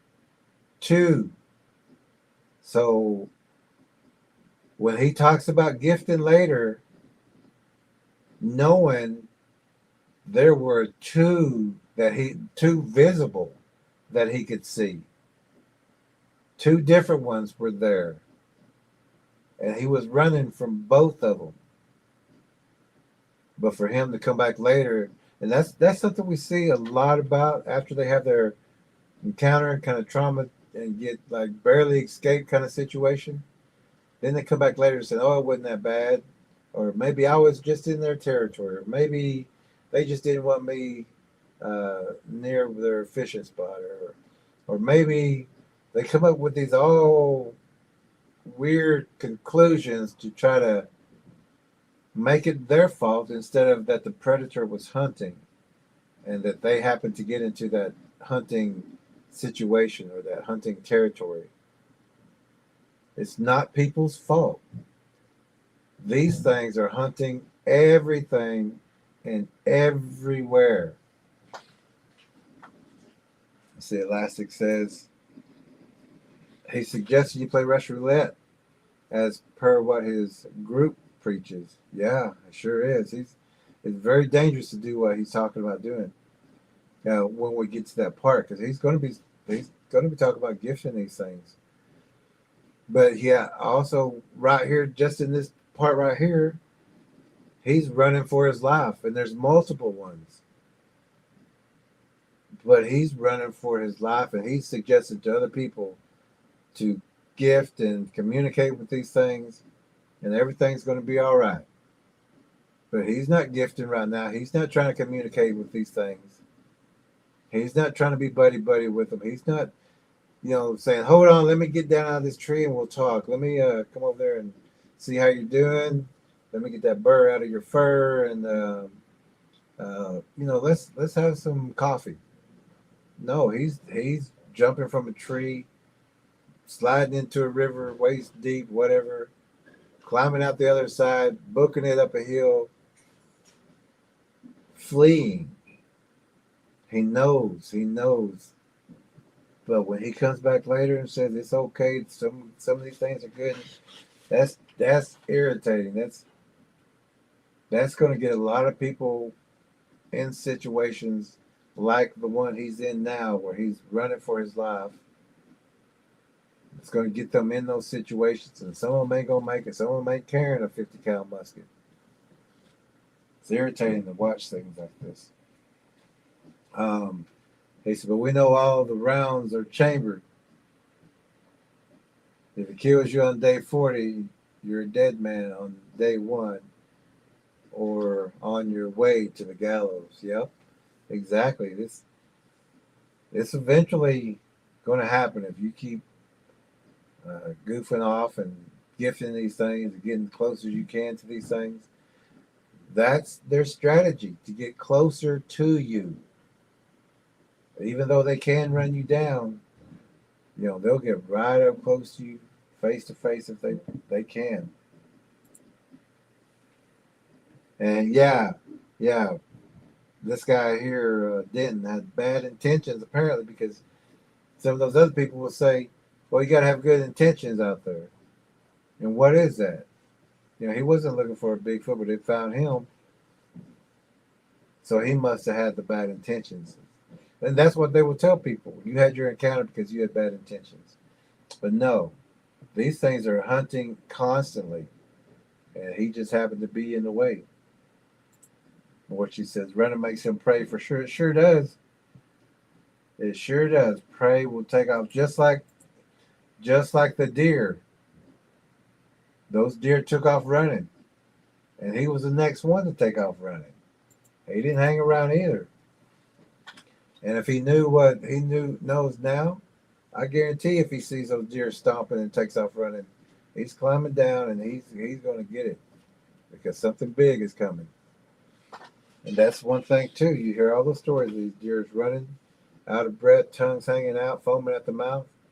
And there's the people who don't know, they just think it's odd, and they always remember that. But there is something big coming, something that these things have been running from for a while. And apparently it's not tired, because it's still coming.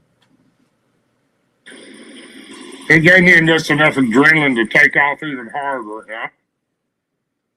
Just seeing that next one, turning around and seeing it, that amped up his adrenaline. That amped him up and scared him again. Just seeing that this thing was looking at him and behind him, to get up and take off again.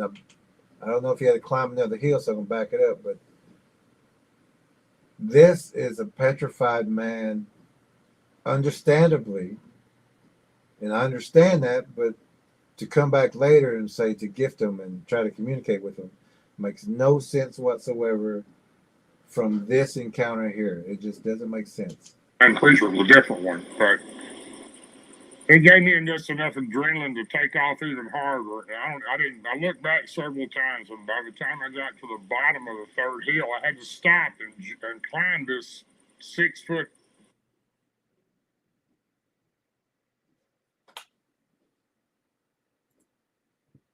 Yep, they kept playing with him. They adrenalized his blood. Good, elastic. And,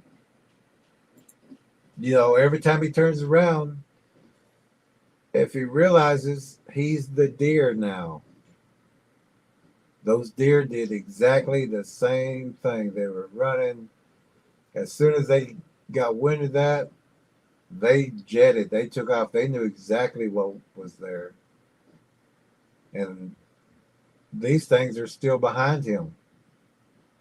Every time he turns around, he sees them. And that's enough to keep going and keep going, keep running.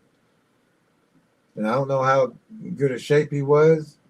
And it really don't matter in times like that because that adrenaline will keep you going. When you're petrified and you're scared, you will keep going until you drop. And this is what's happening right now. I didn't. I looked back several times, and by the time I got to the bottom of the third hill, I had to stop and climb this 6-foot metal fence with barbed wire on top. I wasn't climbing; I was jumping it. So I run as fast as I can down this hill. I jumped this barbed wire fence, and the barbed wire catches the bottom of my pants and ripped them all the way up past my knee and tore a huge gash in the side of my leg. I kept running. I looked back. I did not see the creature. I ran across this field. It's about 200 yards wide. It's a sage field where my grandfather's cows are in. And got to the gate on the other side, opened the gate, looked through it, didn't see the creature, locked it, and ran into his backyard under his porch and opened through the door, through the kitchen door, and reached through and hooked the hook and locked the door back and looked out the window, did not see the creature, and ran into the right into my grandfather's living area. He was sitting to the left in his rocking chair.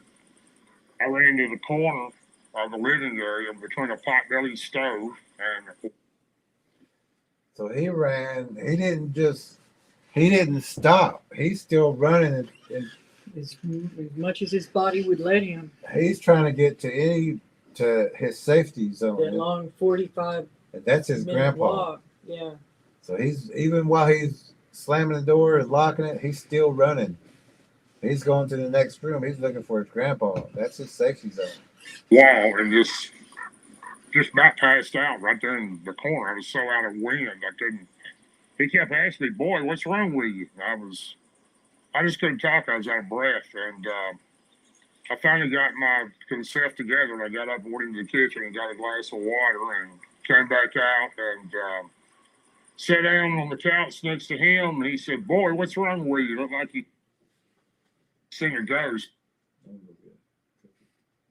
Go away. Keep going. I'm hungry. Keep going. Just remember not to. Oh, Okay. Just remember not to crunch in the microphone. Okay.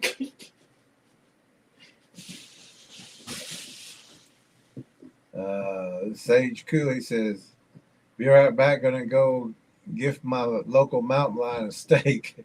Let me check something. Okay, said, "Yepers, I knew you would remember." We would. But yeah, so he's ran all the way to the house. His grandfather's going, "What is wrong with you? You look like you've seen a ghost," which I know if his grandfather knows. But he's still wondering, like, did you see a mountain lion, somebody chasing you? What's going on? And he can't talk. Lord. He can't talk. Thank you, Lord, for these cookies that we're about to eat and the coffee. And hopefully we can get some kind of nourishment out of this that you can give us. Lord has to work with us extra hard sometimes. Out of these cookies. In your son's name we pray, Yeshua. Amen. But he ran to the corner of the room. He went as far as he could, even in the house. Purified. And he's full grown by then. Yep. Right? And Lassa Bashina is saying he's laughing because Sage Cooley says she's going to go outside and feed her local mountain lion a big steak. Right? Yeah, it's having this experience, and anyone who's had an experience like this, or even Why would close you to it, ever? why would you ever tell Why someone would else, you tell him go swim with the shark?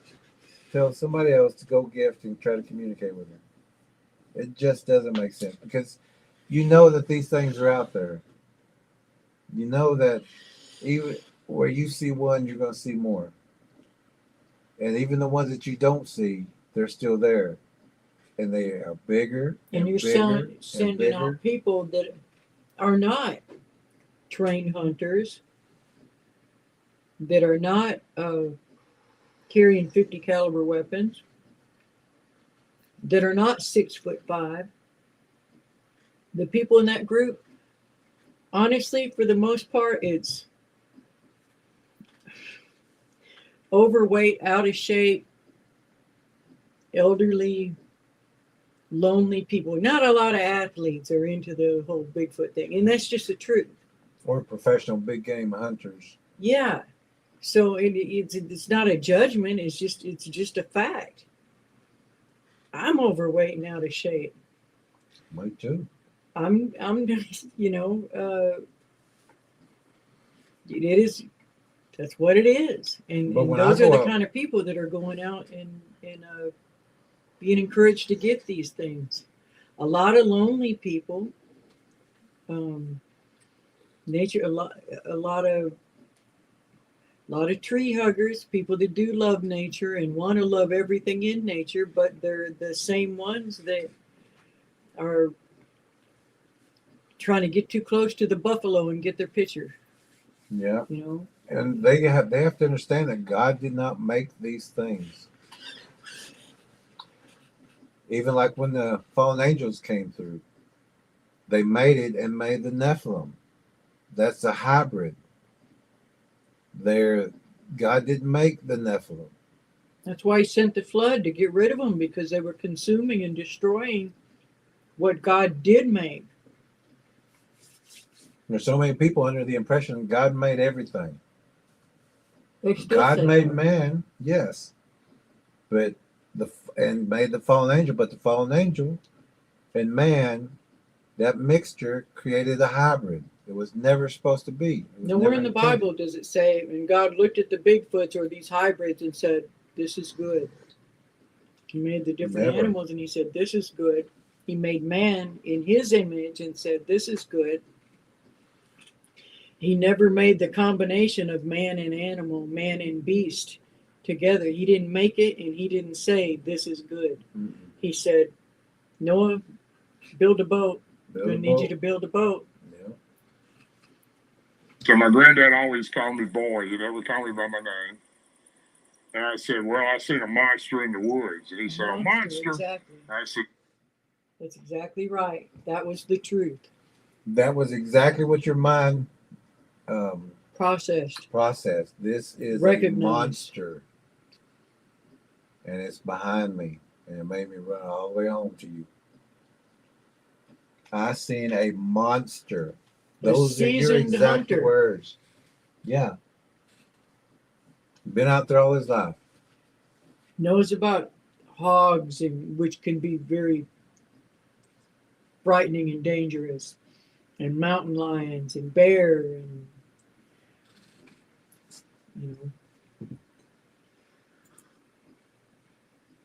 I'll try not to slurp.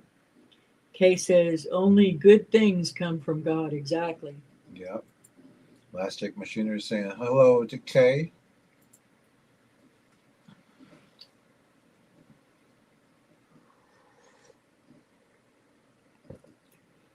Permisso, pardon us, we had to get a cookie, curb our hunger. But he is describing we had some cookies this left over from the book signing. Mm-hmm. He is describing this exactly right. This is a monster. This is a predator. This is a man-eater. This thing eats everything. And there was multiple behind him. It wasn't just one. Just like he said, he realized that was not the same one. Multiple monsters out there. So even when he was talking to his grandfather, he should have said, "I seen monsters," plural. But he said, "I seen a monster." No, because he even said, "I realized that was not the same one, the second one that he seen."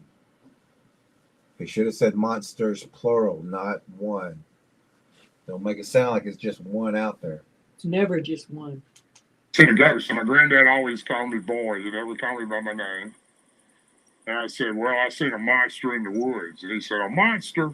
I said, yes, sir. I seen a monster in the woods. I've never seen anything like this before. He said, what did it look like? And I told him, and What did he look like? Like it's just one, or Yeah. like it's. And he said, what he looked like, not what did it look like? Why would he put it like that? You just stirred this. I did too. I stirred it twice just so that you would know that I stirred felt the sugar at the bottom. it. I didn't stir it long enough.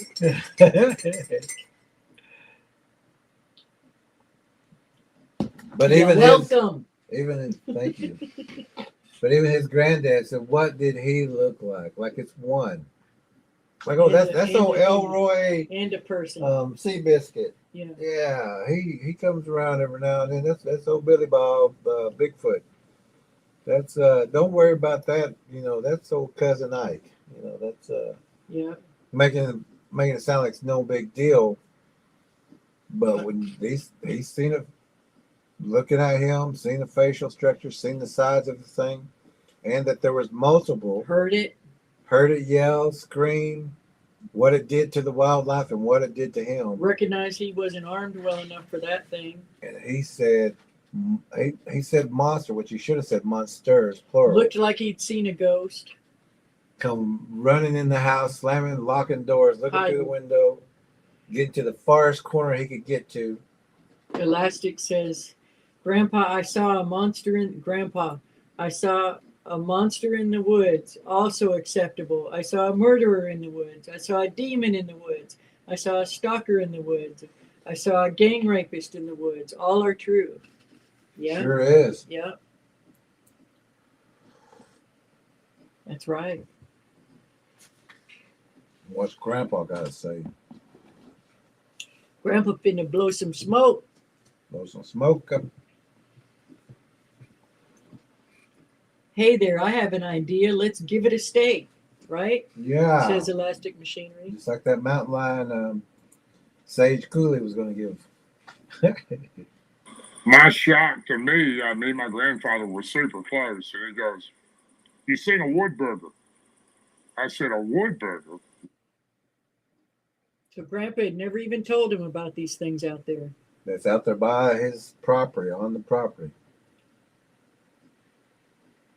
What is a woodburger? You never told me about a woodburger. I've been on this farm, practically grew up here with you, and was always here in the summer. And Grandpa never warned him. We have a problem with Grandpa for that. Yeah, a real big problem with Grandpa for that. But also that he never seen one until this summer. Yeah. But Grandpa says they've always been here. Yeah. So just because you don't see it, don't mean it's not there. Don't mean it's not there. And they are there. So many people, well, you have to prove it. I ain't never seen one. I've been in these mountains, perting there 50 years. Well, Grandpa didn't tell him that he's been there all his life and these things are out there. And so this guy's growing up there. I guess he's about a teenager or older than that because he's got friends that camps with him. Comes out there every other summer, whatever. He has never seen it until this time. Now his buddies that come camping with him has never seen it. Mm-hmm. So he can say, well, I've seen this out there. And they're like, okay, whatever. Well, you know, until I see it. I don't believe it. I ain't saying they are. I ain't saying they are. I'm just saying until I see it, I'm not going to believe it. Yeah. And that, so many people say that. It's just, and when they see it, we just hope that you don't see it in a traumatic way, like everyone else has seen it. Now everybody say, "Oh, it was just a 2 foot tall Chewbacca looking thing." No, every one of them says this thing was about 10, 15, 20 foot tall, 6 foot wide in the shoulders, and knowing that it could take them at any time. Except, oh yeah, I got a weapon with me. Yeah, I forgot I had a weapon with me because they know this weapon ain't big enough for that. Well, it is if they know where to put the bullet. Not to mention that they're so fast. Yep.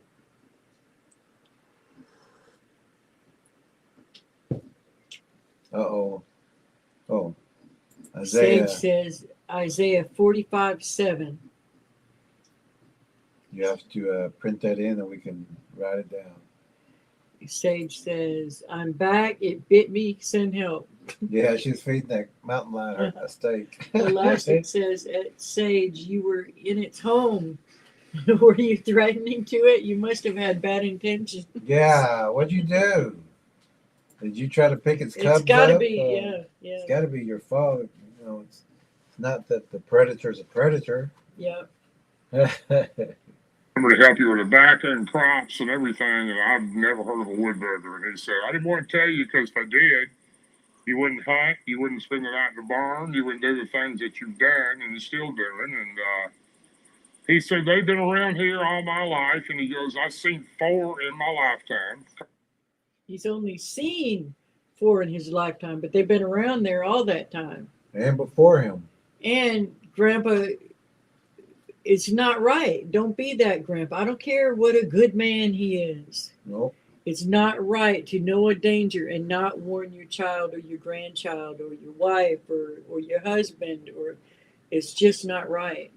You warn them and you prepare them. And he knew that it would scare him so much, or he was afraid that it would scare him so much. Well, if there's nothing to be afraid of, why did you think that it was why did you have to hide it? Yeah. And if his grandpa says they ain't gonna hurt you, this guy just came running off the mountain, up another mountain, crossed a small creek, jumped a 6-foot fence, got a gash, and he's not even mentioning the gash that he still has on his leg. A 28-foot drop. 28 That could have broke foot his drop. legs right there. He's bleeding. 28 feet. His grandpa's not, so let's take care of that gash and we'll talk. Yeah. He's, oh, well, that's It's just major gaslighting going That's on. just a little book. Don't worry about that little thing. Not just a little book. Don't worry about it. You leave them alone. They'll leave you alone. Yeah, take him. Even Grandpa at least didn't say, go feed him. It'll be okay. Grandpa just hopes it gets what it wants and leaves. Mm-hmm. Sage is out there feeding his, Sage says the yard squat was replaced by the yard lion. I swear I had good intentions. That's right. yeah. And it doesn't even matter what kind of predator it is. A predator is a predator. And this guy's grandpa's People who gaslighting. pick up a serial killer have good intentions. Mm-hmm. He doesn't do them a lot of good. Yeah, they don't have the predator doesn't have the good intentions. Yeah, it doesn't matter your intentions, Doesn't matter right? your intentions. That predator's going, oh, okay, come here. This is easy dinner. Easy dinner, just walked right up to me. Fast food. Not as fast. Slow food. Slow food. That's slow food. But Keep going or we're not going to Grandpa's going to gaslight him big time and make him sound like it's not a big deal. But this guy is still panicking, saying, what do you mean it's no big deal? But he probably wouldn't say that. But Up close, I'll be out in the field working. I look up and want to be standing next to the fence just watching me work. And he said, you know, all those noises you heard at night when we were sitting on the porch at night, you know, you would ask me what that crazy sound was. And I would tell you, oh, it's just an old catamite. And I said, what is a catamite? He goes, nothing you'd understand. And he said, that catamite was the woodburger screaming in the woods. And I said, okay. And I wish you'd have told me about these things. He goes, Exactly. And you were right in that, Darrell. yeah. He should have told you about those things. I wish you would have told me about those things because, you know, You straight up lied to him. you can still go camping, fishing, whatever, but you will be aware and you'll And be armed, safe. and you not lose that valuable time. You won't be freak out careless. time. Yeah, you won't be careless.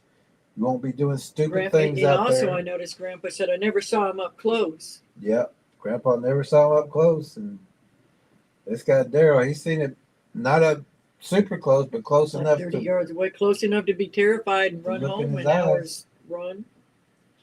You know? Grandpa got a problem. I should have thought that'd be a good place for one because nobody ever goes in there where you're at. But I You didn't should think have they don't thought, hurt you you should this have real thought territory. all around your property where you see them in the wood line your whole life, Yeah. that it would have been a good time to tell them. You know, just because somebody's old doesn't mean they're wise. And they may Exactly. be, or they may be wise in some things, Let me know how to but plant not a in crop, but everything. not with the deal with a Bigfoot. Not when it's something like this. So, you know, Grandpa should have told him. He should have been better prepared for what could have happened out there. Mm-hmm. Elastic says, Sage Cooley will go to the snake handling church to pray for you. That's not at all a bad idea to handle snakes. Just bring a little stake. Bring a little stake where you hold that rattlesnake. No. There's so many people got bit at those things. My goodness. Understanding. He said that catamount was the woodburger screaming in the woods. And I said, okay. And I wish you'd have told me about these things. He goes, well, I should have thought that'd be a good place for one because nobody ever goes in there where you're at. But I didn't think they don't hurt you. They're just real territorial. He said, They don't He hurt didn't you. think They're they don't real. hurt you. He's seen them from a distance. Never been up close to these things. Yeah. Real territorial. Well, what does territorial means? Means if you get in what they consider their territory, they will hurt you. Yeah. Or else you're not territorial. What, you know, come on, Grandpa. Now Grandpa's just making excuses, and what he should have done is apologize and say, you know what, that was a bad call. I should have taught you. To be This is why we safer out wrote there. Monster Spotters, Yeah. so that you can read it to your children and your grandchildren. And we wrote it in such a way that you don't have to terrify them, but they're prepared. They know how to be spiritually covered, and how to pray, and how to be aware of their surroundings, and how to avoid, you know, building their fort under a Bigfoot bow. It's better to be safe than sorry. Absolutely. Better to know than not know. Better to be prepared than unprepared. You teach your kids about everything else. Why would you not, if you have knowledge of something like this, and this old man did? Why would you not teach them? Okay, here's just another sort of predator in the world to be careful of. Yep. That's love. Yep. That's love. Make sure Overbuilt says, good point, Elastic Machinery. I'll go shake up the snake box before they. Snake box. before they go fetch them. Before they go fetch them. Okay.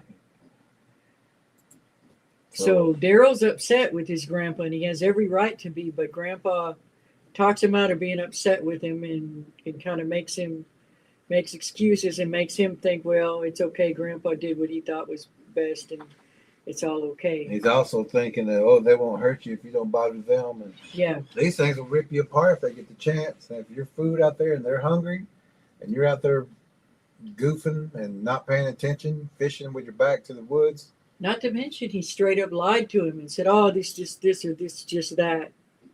In the times that he heard him screaming out there, and asked a very real question that deserved a very real answer. In the wintertime, they come to the hen house here. Oh, sorry. And they'll take 4 or 5 chickens at a time. Oh, okay. So now they come steal the chickens and everything, but Now, how come Grandpa ain't stopping them? don't worry about that. Yeah, right.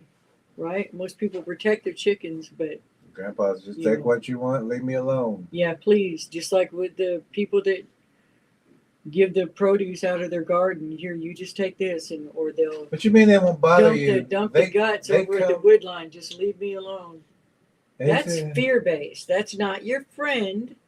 No, he's afraid of them, or he'll be protecting those chickens.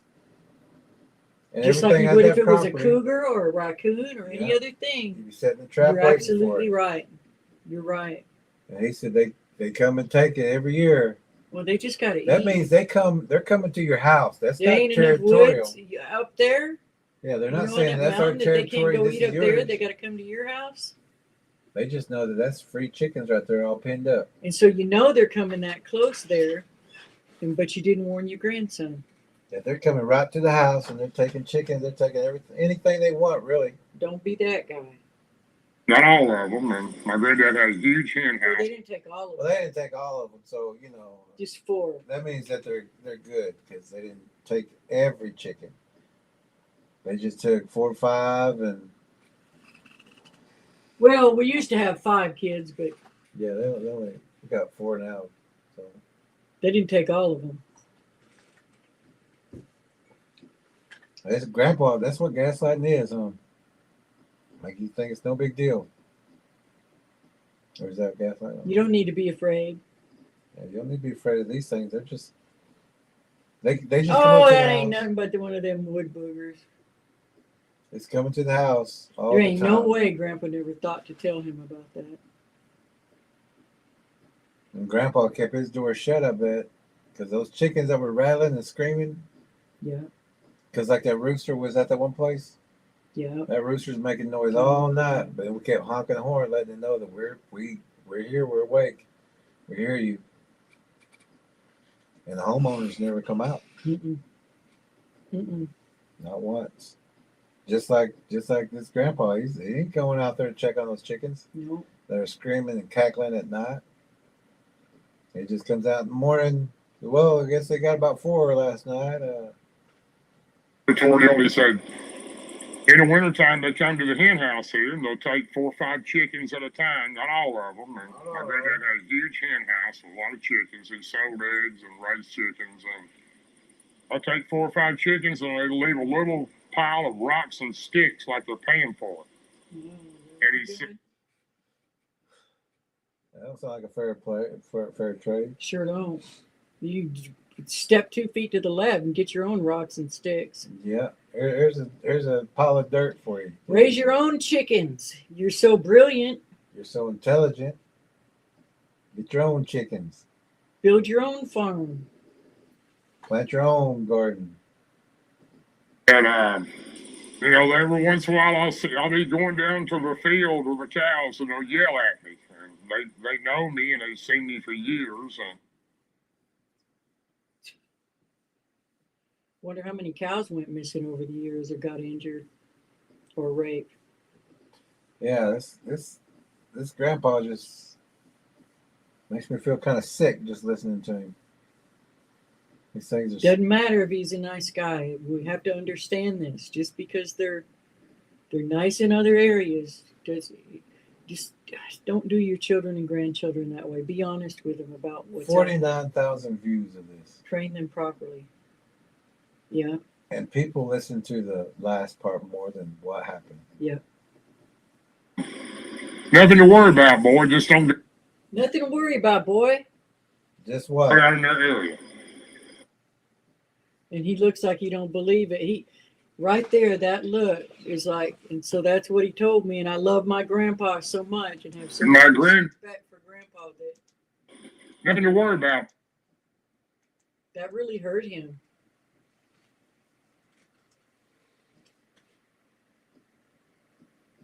So grandpa is letting him know also that they come to our house. They're always at our house, but just don't go into their territory. Right, They can come right. here. Right. Yeah. But you know what that look reminds me of there is, and this is way off topic, but that look on their face reminds me of the way that I felt when someone told me that the stepdad that molested me my entire life, other than that, he was a good dad. And I believe that was not this one, but in just a second, when he kind of shrugs and does that little smile like, Let me see. Boy, just don't go out in that area. right there, I was like, that's what you got to say about that. That's other than that, he was a good dad. So other than that, don't worry about him. I don't know. That just came to my mind. It wasn't They're saying that these things can run all over them if they want to. Nothing you can do about it. Don't worry Can't about stop it. them. Yeah. They're too big, too powerful. Just don't go in their territory. Exactly like Bigfoot in the hoodie. Yeah. Yeah, just like the house over there. They said we can't do You've anything already about submitted. them. They can take us anytime they want us. So we're just going to let them have their way around here. That's not how it works. When No. you spiritually cleanse your house, you don't say, well, the demons are this and that, and they've been around longer, and so let's just don't do anything about it. Let's just open our door. Come on. Yeah. My granddad was such a honest, honorable No. person. No. How can he say that? You just got He through just saying been he lying lied all to to you, and now you're saying he's honest and honorable. Maybe in some areas, maybe he didn't steal, or was a hard worker, but he was not honest and he was not honorable in this situation. He lied to you. Darrell, and don't, it's okay not to love every single thing about someone, and to recognize if he had some anger and some hurt over that, and it's okay. He just told us that this man has lied to him all this time. Yeah, put him in danger. And he also lied to him about they won't do anything unless you don't bother him. That's another lie. They will do things. Mm-hmm. They will take your chickens. They Come will up to harm your house. cattle. It ain't just because you're going out in the woods. No. Yeah. Oh, that's a lie. Now he's trying to say he's honest. They're not catamounts. If you can say he lied to you, And then you say he was an honest, honorable man. no. Not in every case. Nothing to worry about, boy. Just don't go down in that area. That's a My lie. granddad was such a Where's their area? But there's that whole conflict between you love this person and respect him so much, and then they did this over here, and you don't even know. So you just put that to the side and ignore that happened, and you just make excuses for him. honest, honorable person. He didn't want to do anything to fear me. Now, it took me a while to see it that way, but I bet it did. I kind of felt a little betrayal at first. That ain't funny either. You see how he laughed there, just like he laughed about the Bigfoot earlier? Yeah. That little nervous laugh. It's okay for you to recognize the danger of that other thing, and to recognize that was a betrayal. There was a flat out betrayal. And he even said I felt betrayed. Yeah. And he talked you out of that. Well, just this, well, just that, It took a little while, he said, because they had to have a few conversations over that, because I was really upset. Rightfully so. Never thought I'd be defending him. But, that wasn't cool. Overbelt says, people aren't too bright. Logical thinking evaded them 110%. I know a few that like Bigfoot and do not trust them. Makes no sense. I sure don't. First, because me and my granddad were so close, and we did so many things together, and I had a large family with my brothers and my cousins, but I was the closest to my granddad of anybody, and I just spent a lot more time with him and my grandmother. I'd always help him in the fields and help him do crops and do stuff like that, and I felt a little betrayed a little bit, but then after I got to thinking about it, and after he talked to me a couple times about it, I felt a little better about it, but a little better, but it still bothered him.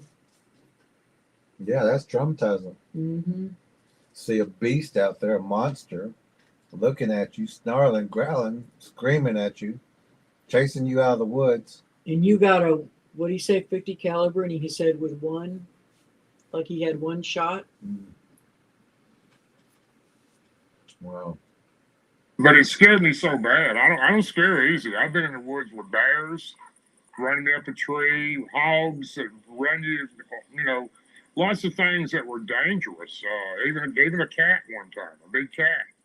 And I was frightened, but I wasn't scared like I was with this thing. I've never been that scared in my life. Exactly. That's our point. They're not natural. And for him to later say, gift these things, try to communicate, they're not all bad. This is the scariest he's been in his entire life when he first seen it. More than hogs, bears, and mountain lions. Because he knew he was prey and this thing was looking at him. Yep. And he ran and ran, cut his leg up, kept running, Right. come flying in the house, locked the door, looked through the window, ran to the back corner of the house. Only to hear, oh yeah, those things. Oh, yeah, it's No no big big deal. Oh deal. yeah. I forgot to Yeah. tell you. No big deal. Don't worry about that, No, boy. really not. I forgot to tell you. Just I lied. Mhm. I flat out lied to you when you asked me what's screaming and roaring in the woods. What is that? Well, that's just old cow tick. Elastic says this kind of deep betrayal causes psychosomatic, physiological, and emotional trauma. The cognitive dissonance can cause fibromyalgia. I love my parents, but them raising me in a doomsday cult from, and there'll be more in a second. Yeah. Infancy caused me the deepest harm. Yeah. Yeah.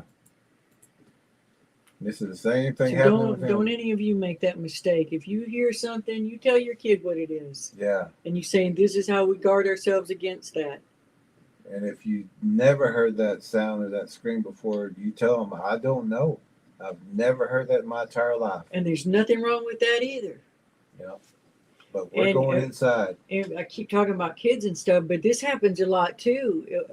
A lot with wives that are at home more than the men, and the women will try to tell them this or that is bothering me. It could be demons, it can be the predator Bigfoots. They're saying we're nervous, or me and the kids are nervous, or just I'm nervous. This feels threatening to me.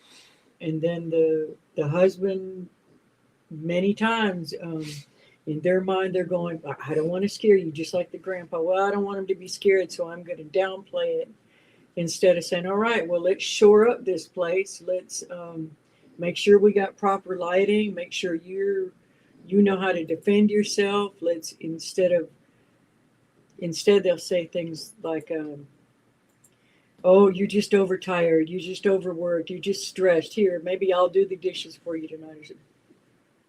It could, all those things may be true also, but the fear is real, and don't be that person either. And we don't hear about that so much with men trying to say they saw something, but although it does happen, sometimes the men will come home from hunting or in jobs that keep them out at night or something like that, and they'll come home and say they saw something. No matter what it is, if somebody's trying to tell you that they saw something that was frightening, listen to them. Don't mock them. You weren't there. You don't know. Yeah. So give them the benefit of the doubt, and do not mock or make them feel like they want to just close up and not tell anyone. That's abuse. And it was, I really thought that was my last day when this thing was screaming and showing me its teeth and growling. And, He thought he was you gonna know, but die. He thought he was going to die. He thought that was it. it was, I really thought that was my last day when And he also got that 50 cal in his hands. Mm-hmm. this thing was screaming and showing me its teeth and growling. And, And he's you know, but I, 28 feet up in a tree and 30 yards away. And from there, he thought it was going to be his last day. And from there, he thought if I shoot this thing, it's going to climb up this tree and rip me out of it. Overbuilt says fear does that to men and women. That's why the Bible says no, fear a lot. Do not downplay any threats. Exactly. Exactly. I learned a lot from it at the same time. And, but I had nightmares for months. PTSD from it. And Grandpa saying, oh, that ain't nothing to worry about. And see, when he said, I learned a lot from this encounter, this time. He's learned there's monsters. There are monsters out there, and they will come to your house. People will lie to you about them. Yeah. They will watch you. They will scream at you. They will hunt the game in your area. They will chase you. And he's thinking back to all the things over the years. Oh, wow. Putting it together. This was this, Yeah. that was that. That holler, I remember that holler, and another holler. And every time we was out at Grandpa's, they were hollering out there. Mm-hmm. Yeah. I didn't go hunting in the woods for 7 years. Now, This my is buddies still went up there every year, just like we did before. I let them hunt. I didn't hunt. I stayed with my granddad. But did he Yeah. tell them? Because, you know, yeah. He should have warned them. Hopefully, he did. he told them that I felt like this was the last day of my life. I had a 50 cal in my hand. I jumped out of a 28-foot, drop from a tree, crossed the river, jumped a 6-foot fence, cut my leg up, show them the scar. Let them know there are monsters out there. And this is somebody who's seen all the big predators in the woods.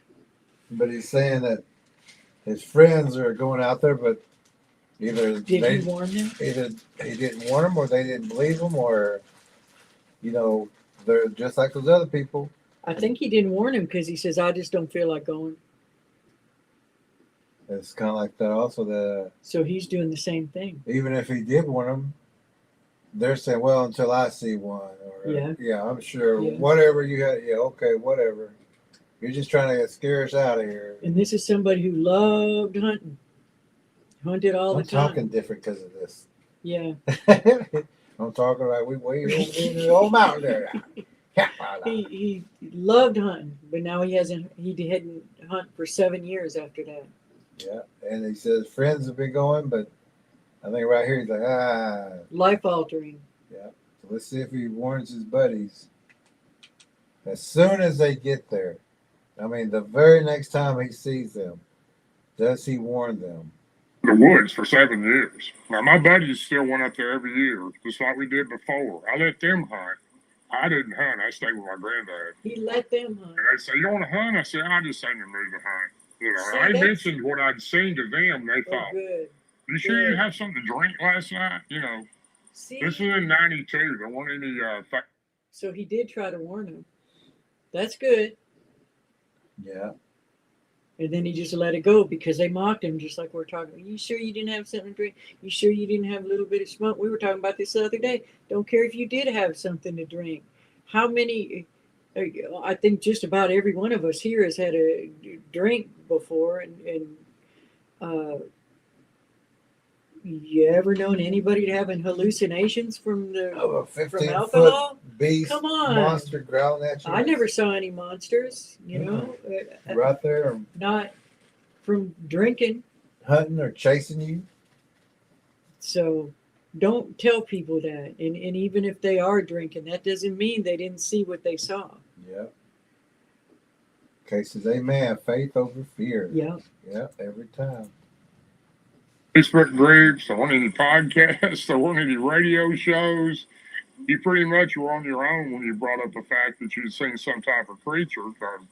I went to the library, is what I did, trying to figure out what I'd seen. He called it a woodburger, and lo and behold, I went to 3 or 4 libraries. I found a book that said the top 10 Bigfoot. Number 2 was called the woodburger, and it was exactly like what I'd seen, except it. I don't think it was. You may have seen the outline of it. Overbuilt says Bigfoot, furry forest friends, and aliens in the galactic saviors, both deceptions, in my opinion. They both abduct kids, lie, and troll the crud out of people. Absolutely. Yeah. Same MO. Yep. I went to 3 or 4 libraries. I found a book that said the top 10 Bigfoot. Number 2 was called the woodburger, and it was exactly like what I'd seen, except this one in the picture had red eyes. The one I seen had black eyes. But it took me a long time to get over that. It really did. And what hunting I did, I'd do out of my truck in the field or something. I didn't go in the woods. And then I was fishing, years later when I had my next encounter. So if I hadn't had my second encounter, I would have never got over it. I truly believe that. So we can skip forward a little while he talks about the second encounter, and we'll. Sage says, "I live in a legal 420 state. Can't say I've seen a dancing purple elephant in my driveway. Now a mountain lion." Yeah. Exactly. Yeah. But people play it off like, "Well, you sure you weren't drinking? Sure you yeah. weren't-" Yeah. You're overtired. Maybe you weren't tired. Maybe you just hallucinated. You taking pills? You we'll skip No. ahead a little bit because we've been in here a long time, but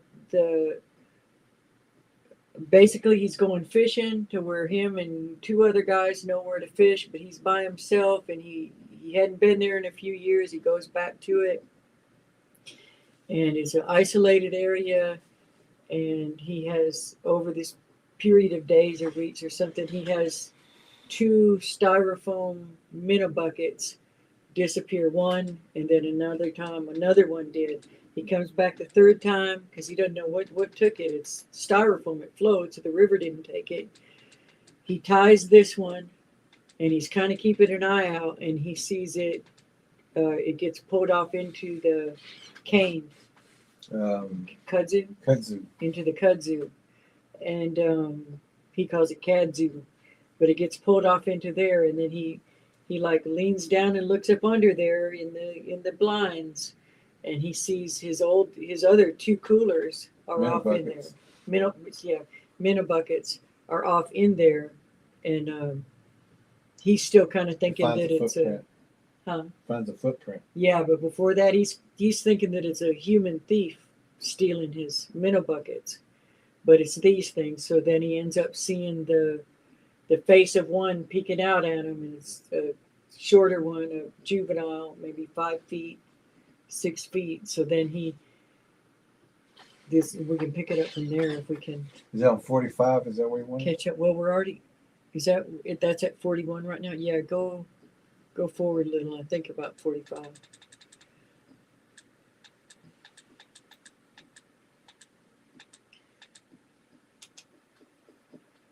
Sure. So be patient and Well, don't show fright. I told you too far, I guess. Oh, it wasn't 45.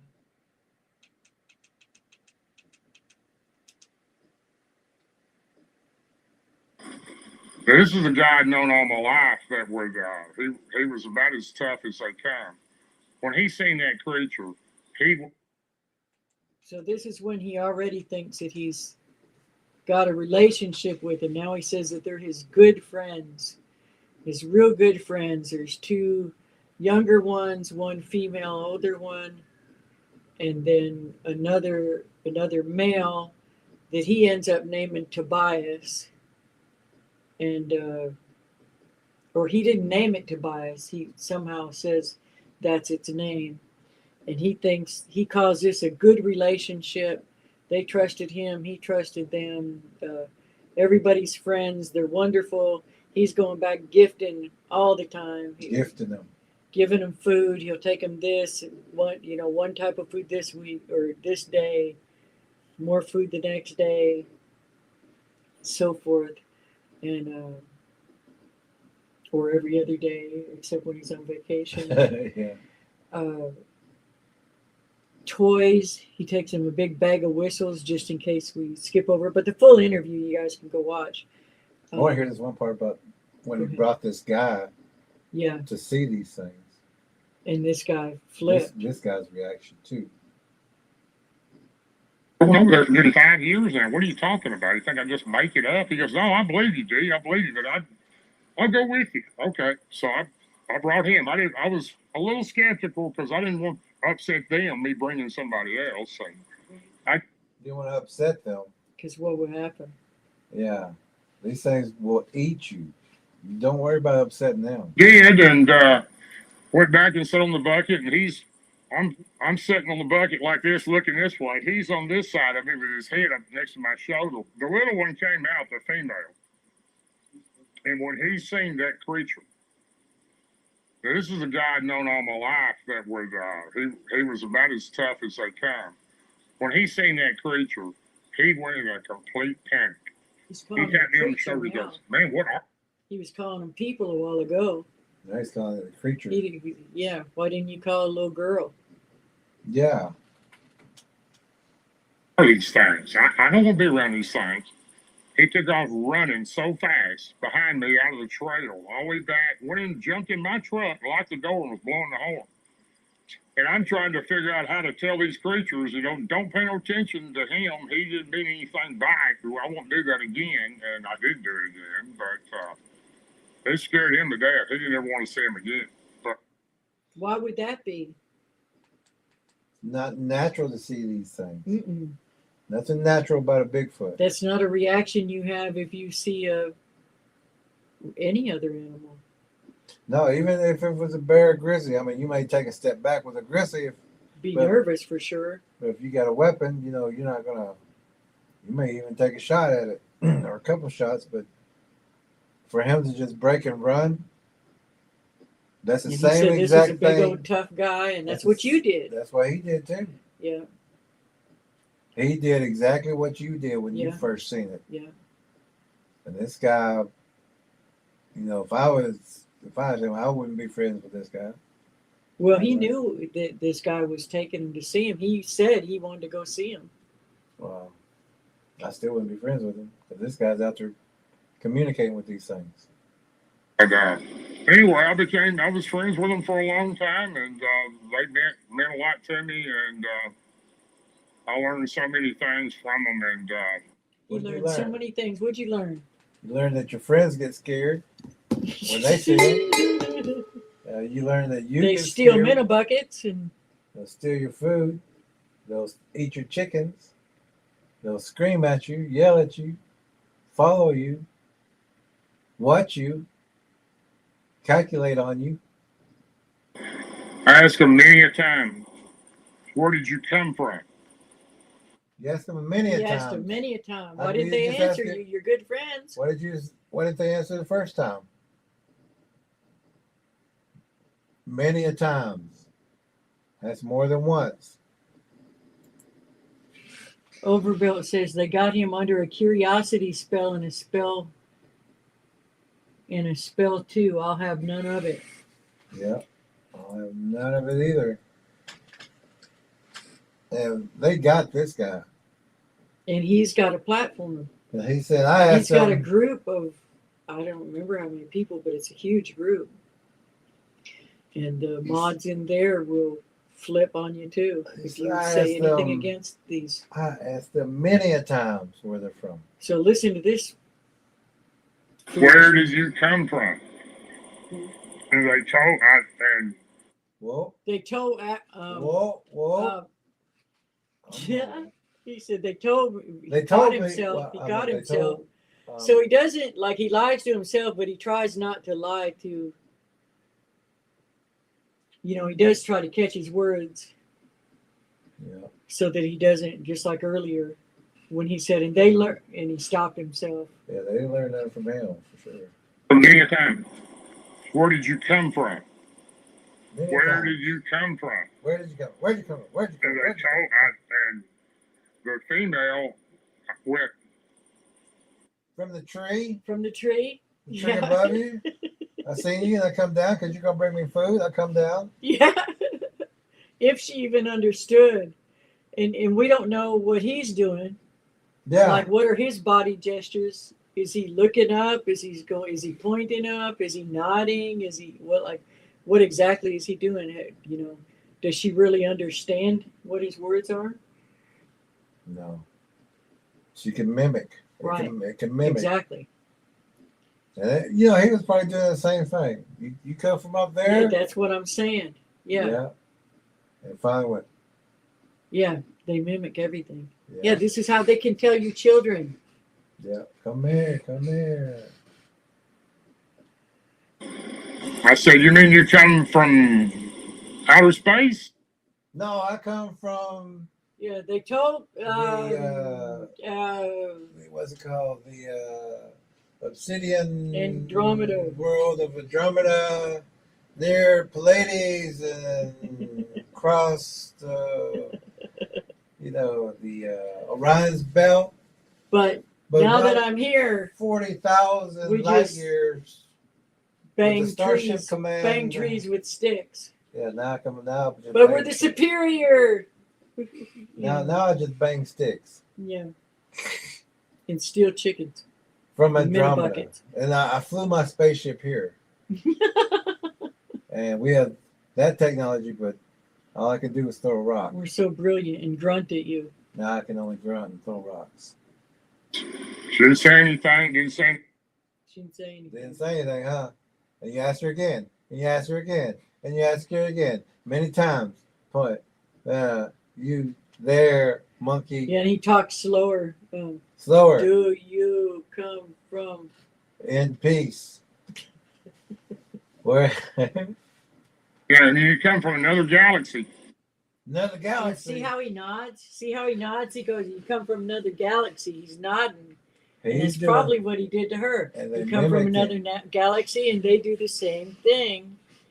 he You did that can do with that the finger with too. people. You do a body gesture, and they're gonna.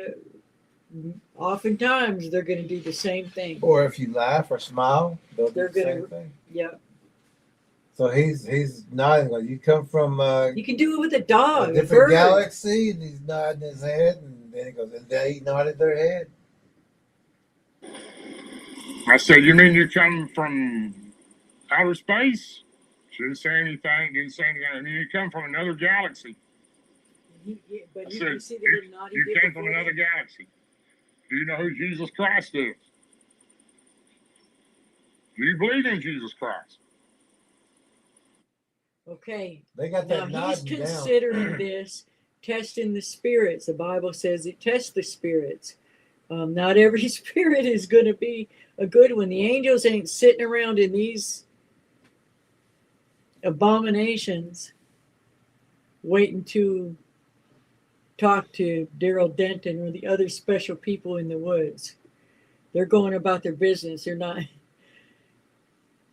And there's two beliefs. If you say, do you believe in Jesus Christ, and do you believe in Jesus Christ? Do you accept Jesus Yeah. Christ? And are you a child of God? Satan knows about Jesus Yeah, Christ. Jesus I know, Paul I know, but who are you? The demons know who he is. Satan knows who he is. They all believe that he existed. When Jesus got off the They boat, all know him. they didn't come up and say, hey, it's Jesus. They said, why did you come here to torment me before us? my time. So they're just because they've heard the name or they know what's coming and they know who they have to submit to, and you know, doesn't mean you've tested the spirits. Don't settle for just that. But you know him, he's not going to be standing there with no emotion and not any body language. He's Right. moving his head. Right. He's moving his hands. Yeah. Do you understand? Leading them basically with body Yeah. language. And they're just mimicking him and going. Well, it's like Jerry says, you could be saying, like you're talking about a recipe, and you could say a cake recipe, but you would say, put a shoe into the bowl, and they're not going to know the difference between a shoe and they're. You get, like we're saying.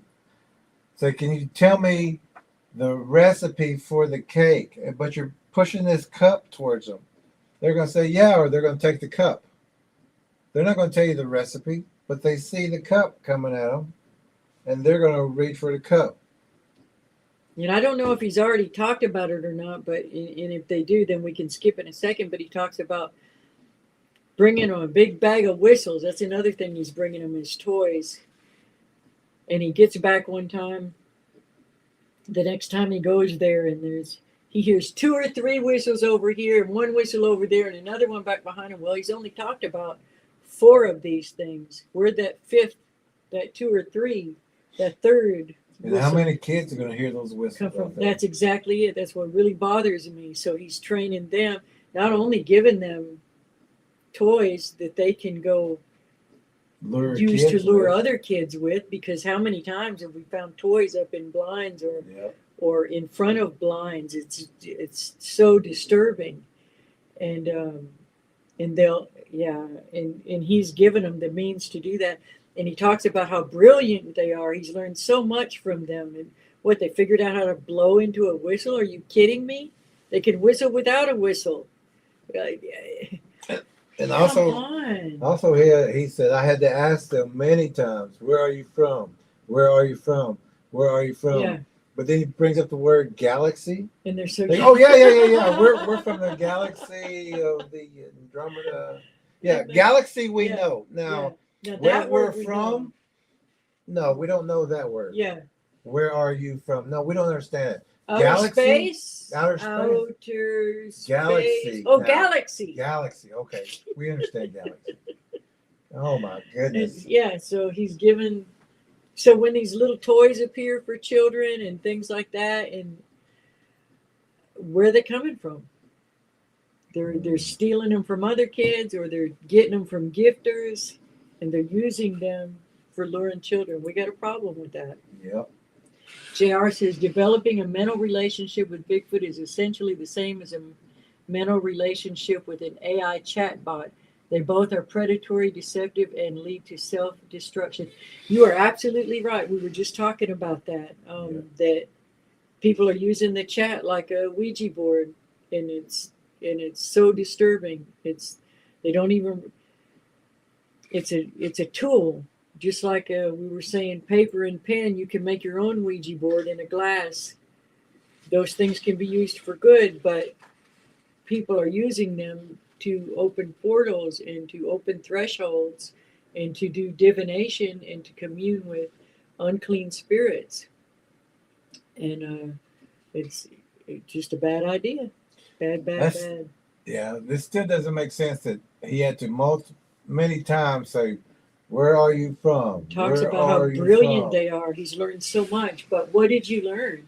And now he's saying, "Another galaxy? Oh yeah, another galaxy. Well, Galaxy, we understand." He's impressed with I don't know They're if just it's over there before nodding. this or after this, but Food.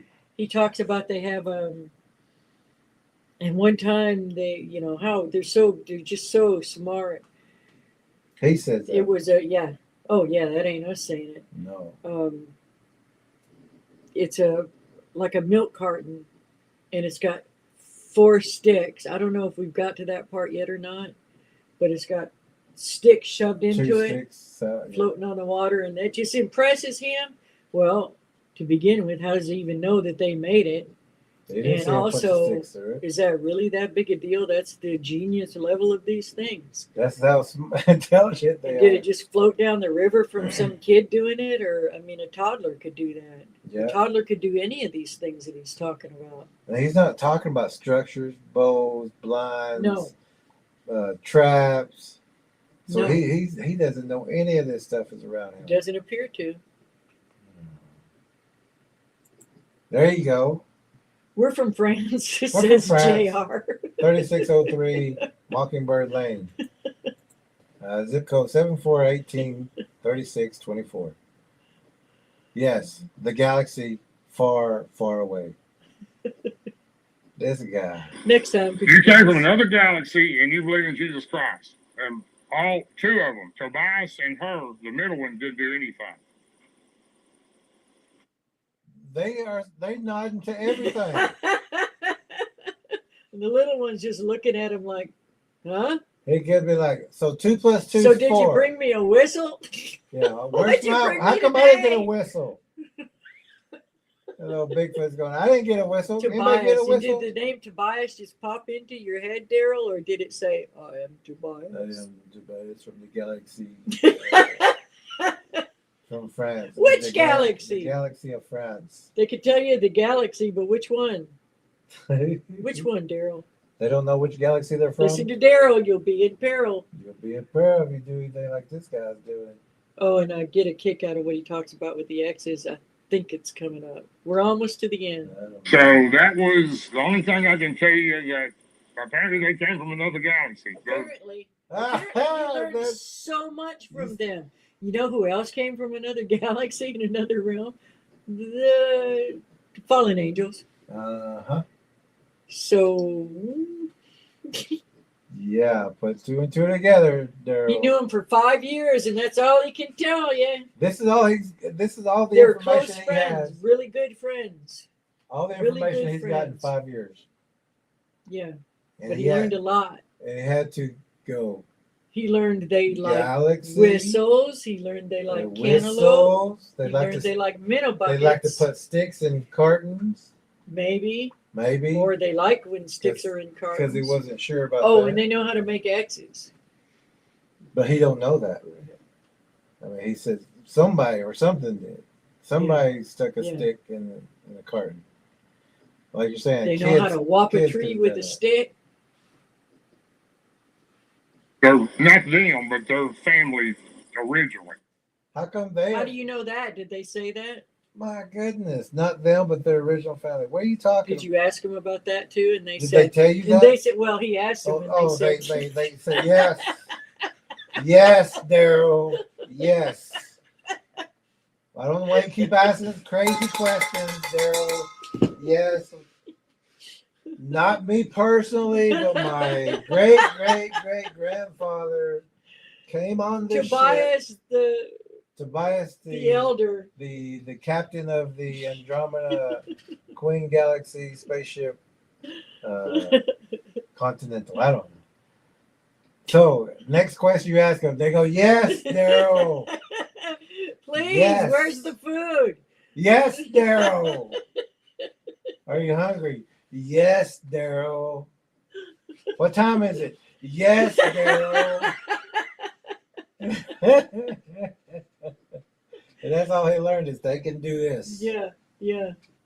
So You know Mike from Albuquerque? Yes. Darrell. We know Mike. I wish I could have got more, but that's what I got. That's what he got. I wish you could have got more. That's what In he got. 5 years and all the Yes, things they Darrell. taught you, that's all you could get. That's all I could get. Okay. Yes, Darrell. Or does he mean in particular about he wanted the exact coordinates? Yes, Darrell.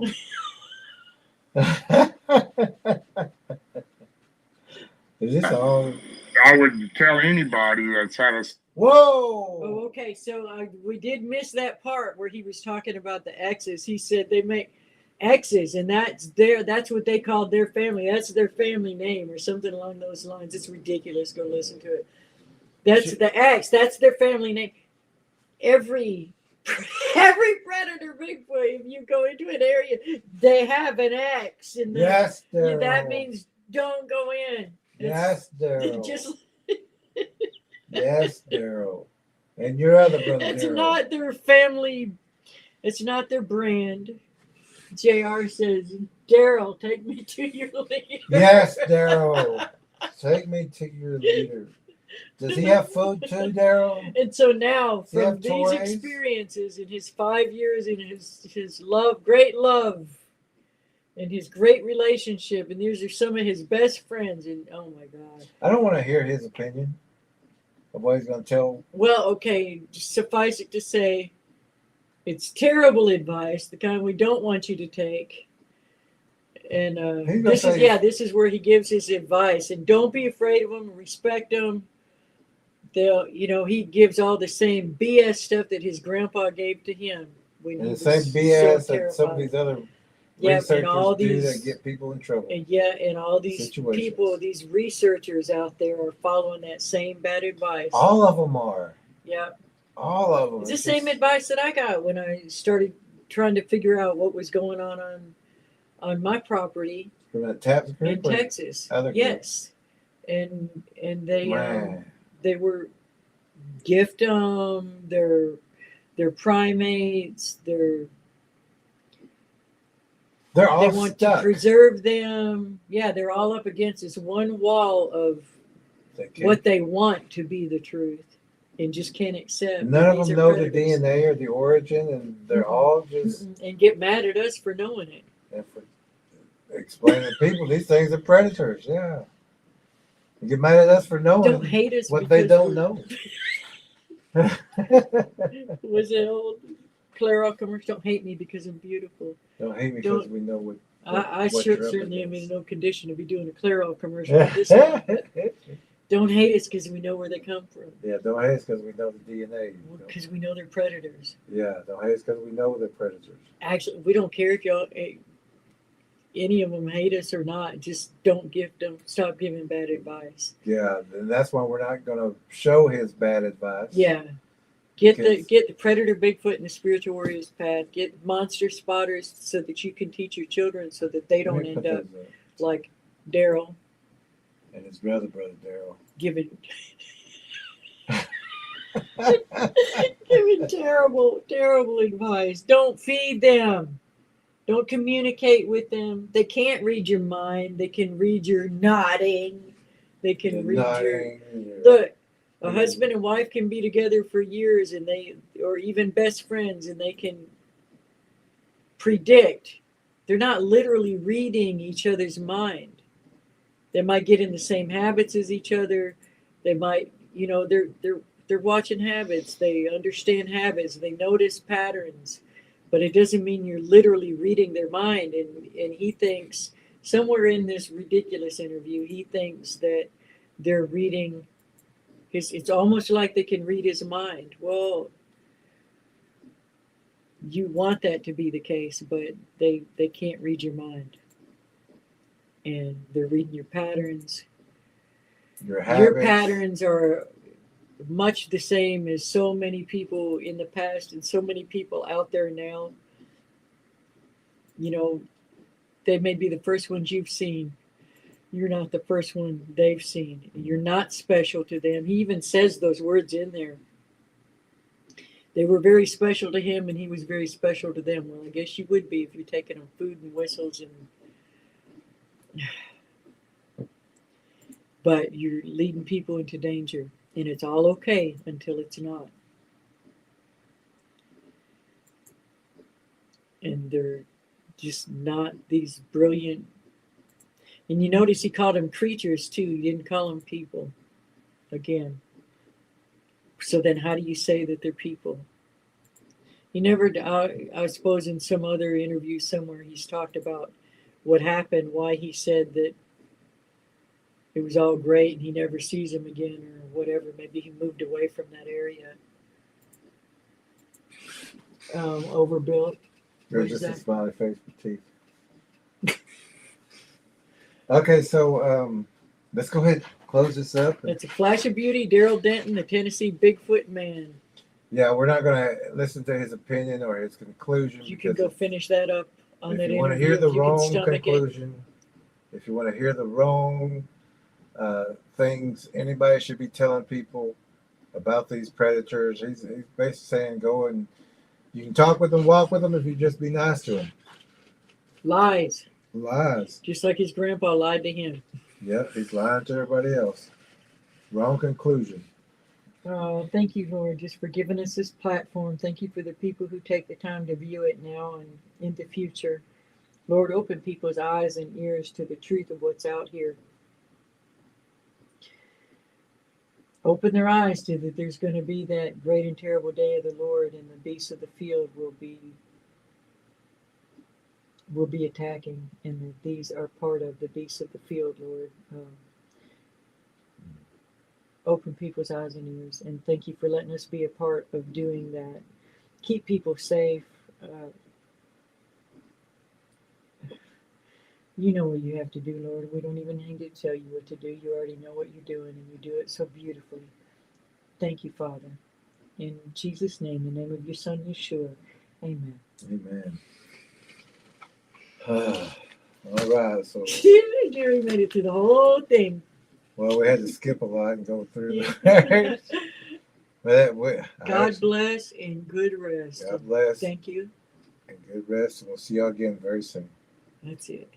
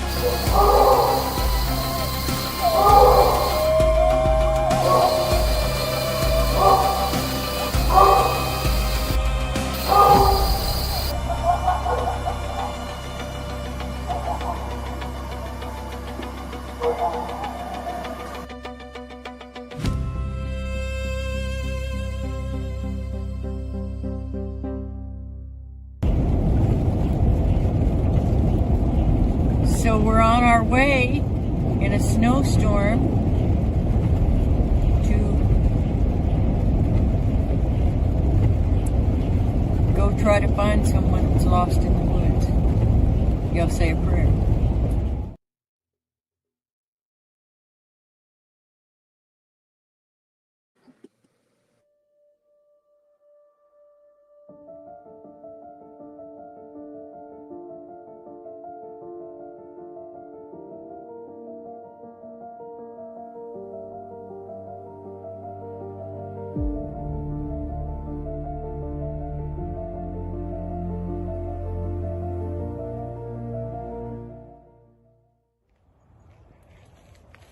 Footsteps walking when I do, I hear the sound but see nothing as I look around. I see many eyes shining, following everywhere I go. Every time I look in the dark, they're looking at me. A foul smell in the air as people walk around without a care. Shadows in the corner of my eye, but when I turn to look, there is nothing there. A blur passes by, but what do I see? Only that who calls my name from the forest, the same as my father do. My hair stands up on the back of my neck. I feel sick and dizzy now, disoriented, spinning around. A large wolf on 2 feet follows me, lurking and smirking from tree to tree, whistling for me to look as a clawed hand waves. My body tries to tremble, but I'm staying brave. Something sways back and forth, I look away. I remember my mother always told me that when I hear and see this in the woods or around town, I am to sound the alarm, but let others know predator Bigfoots are hunting, and I should go and let her know. My father knows what to do as he calls to other men too. Mothers find their children and let them know to stay close. Stay in the house and pull the shades down. Hold your breath and don't make a sound. On from the teaser before the predator Bigfoots are back and hungry for more. Man and woman form lines to clear the land. The brushes beat as townspeople walk from the street to the wood line, moving slow into the woods now, making no sound as a gifting tree is found. Food and children's items with sales and flowers too. Why would someone do this to our town? Putting us all in danger. The shoes of a stranger are seen. Someone has been feeding predator Bigfoots near our family's home. Trees bowed and pulled down, sharpened spikes placed in the ground as the forest goes quiet. Not a bird, cricket, or frog. The trees are still, the forest has a chill. Weapons now ready as all know the sign that predator Bigfoots are around. Now it's a trap as it slaps on a tree. A whoop over there and a breath next to me. Now whoops everywhere behind every tree. A raven's call, but that's not all. Coyote sounds, how is broken branches are heard. A baby's cry, I hear a hoot, and an owl flies by a call for help. Then the sound of a scream, like a dream will come to the reality of now. Predator Bigfoots all around. They didn't make a sound till now. We all know, put the sight at his head to slow their charge. People run from fear as others stand clear, calm in their aim as the ground is now stained. The forest now quiet as only few walk away. Now we look for the one who gifted the predators our town.